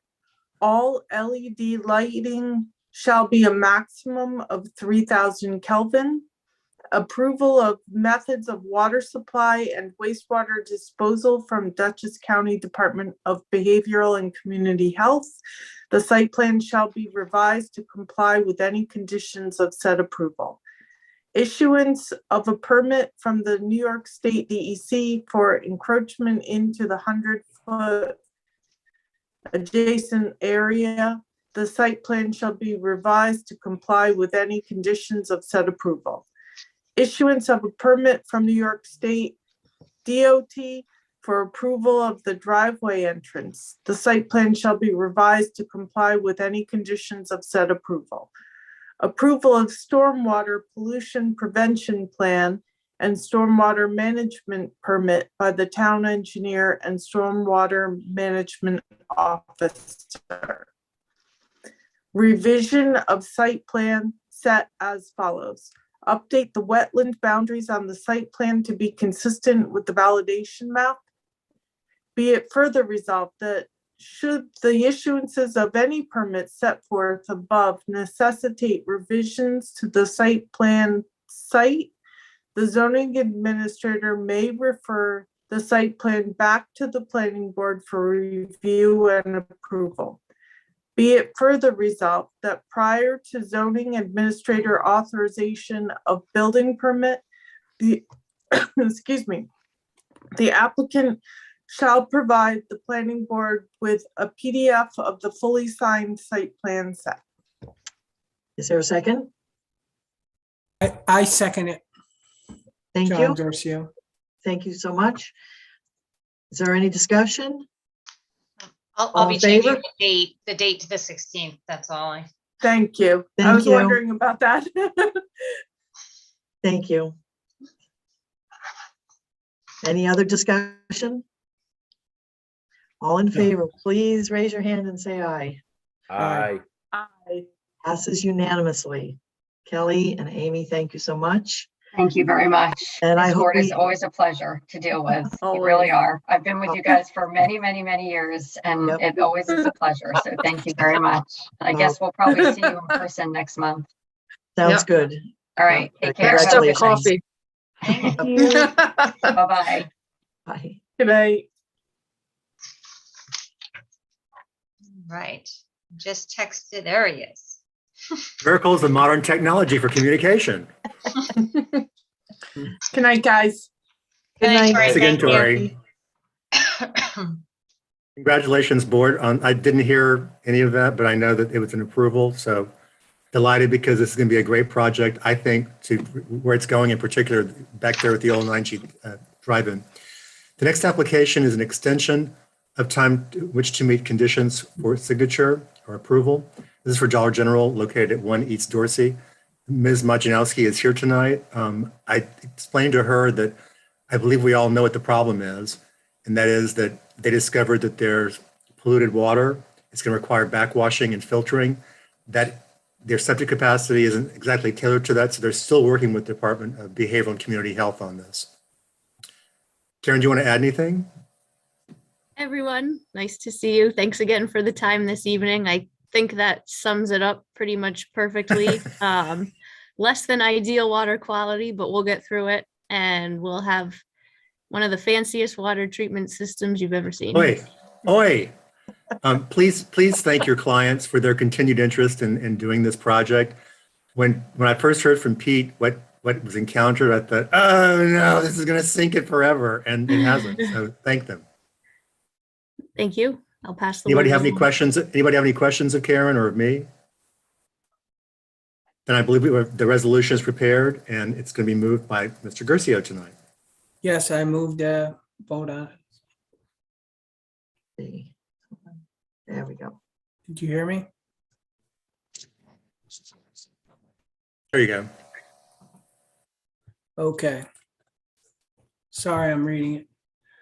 Whereas resolution to grant extension of site plan approval dated March 16, 2022, resolution 2019-041. Whereas on October 20th, 2021, by resolution 2019-04H, the planning board granted conditional site approval for HCS Hyde Park LLC to demolish an existing building and construct a new 7,500 square foot retail building, along with new access, parking, landscaping, lighting, utilities, stormwater management at property located in 1 East Dorsey Lane, tax parcel 6163-02504633 in the neighborhood business district. Whereas, now therefore be it resolved that the planning board hereby grants the applicant a 90-day extension of time to satisfy the conditions of site plan approval to and including July 18th, 2022. Is there a second? Second by Rob Waters. Thank you. Any further discussion? All in favor, please raise your hand and say aye. Aye. Aye. Motion carries unanimously. Thank you very much. Karen, good to see you. Good luck. Thank you as always. Thank you. Moving right along. It's like a nightmare over there. Just everything pops up differently. So we appreciate it again that you came here tonight. Get through it. Thank you. Thank you. Peter, principal. Yes. If it can go wrong, it will. The next application is Phantom Fireworks. This is something that for anybody watching, we do every year. We actually really appreciate the fact that the Phantom Fireworks people do this well in advance of when they're going to set this up. And this is located, the fireworks stand is located at the site of, I think it's Party Time, Mr. Van Valkenburg's site, where there's also now Mona Lisa Wings and Darby O'Gills. Anybody have any questions or concerns? Okay, Vice Chair Oliver gets to read this one. Resolution number 2022-08, whereas a request for site plan waiver has been made to the Town of Hyde Park Planning Board by Vincent Zabo Phantom Fireworks Eastern Region LLC on March 2nd, 2022 for approvals as required to establish a temporary sales venue for sparkling devices. And whereas, therefore be it resolved that the Town of Hyde Park Planning Board hereby waives site plan requirements for the proposed temporary change as submitted on February 17th, 2022, and on drawings for as submitted, and that request is incorporated into the record. Second, Ann Dexter. All in favor, please raise your hand and say aye. Aye. Aye. Chris, were you taking a leaf out of my book? You spoke that so quickly. That was pretty darn good, I gotta say. It was a short one. The next item on the agenda is sort of a funny situation. For those who don't know, but I'll explain it. We set a public hearing for April 6th for the Thompson accessory apartment. In the subsequent response we got back from the Department of Health, it indicated there would be more problems. And then in addition, Mr. Freeman saw that the ZBA had denied the two-family or the accessory unit recently in another neighborhood. So he wanted to wait before we set the public hearing to get a feel for the ZBA, and he wanted to talk to the Department of Health. So he asked that we not try to open the public hearing and then just keep it open and extending it as April 6th. So we just need to rescind it as of tonight. And I believe that Ms. Dexter, you might be making that motion, I hope? I would make the motion to rescind the motion to set the public hearing for the Thompson accessory apartment that was set for April 6th, 2022 on March 2nd. I'll second that. Chris Sullivan. Thank you. Any questions or further discussion? There being none, all in favor, raise your hand and say aye, please. Aye. Motion carries successfully. And that's, oh, Bonnie and Peter's still here. You stayed to the bitter end. Yes. Thank you. What a team. For adjournment, anybody have any issue? Well, I do have one thing to say. We just got a text from Victoria indicating that she heard that the governor extended the deadline to meet virtually through April 16th. Wow. 15. So what are we doing? Are we, Well, do we have an option? We have an option. We could meet by Zoom still, but I'm going to send out a little doodle poll and see what everybody wants to do. Do you want to meet back? I mean, it's just one more meeting. So it wouldn't extend past this. Well, let me rephrase that. Our meeting after the 6th, it would not be covered unless she extended it again. So it's up to everybody else, but think on it tonight. And we have to wait and see if that's true. Hearing something, and normally I would see something, I think, by email come across. I haven't seen anything yet like that. So at any rate, making a motion to adjourn. I'll make that motion. And Dexter. I'll second. Chris Sullivan. Thank you. All in favor, please raise your hand and say aye. Aye. Aye. Thanks, everybody. Thanks for your patience. This is a long evening Thank tonight. you. We got a lot That's done. a good meeting. Yeah. Yeah. Yeah. Aye. Good Thank night. you. Happy Good St. night. Patrick's Day.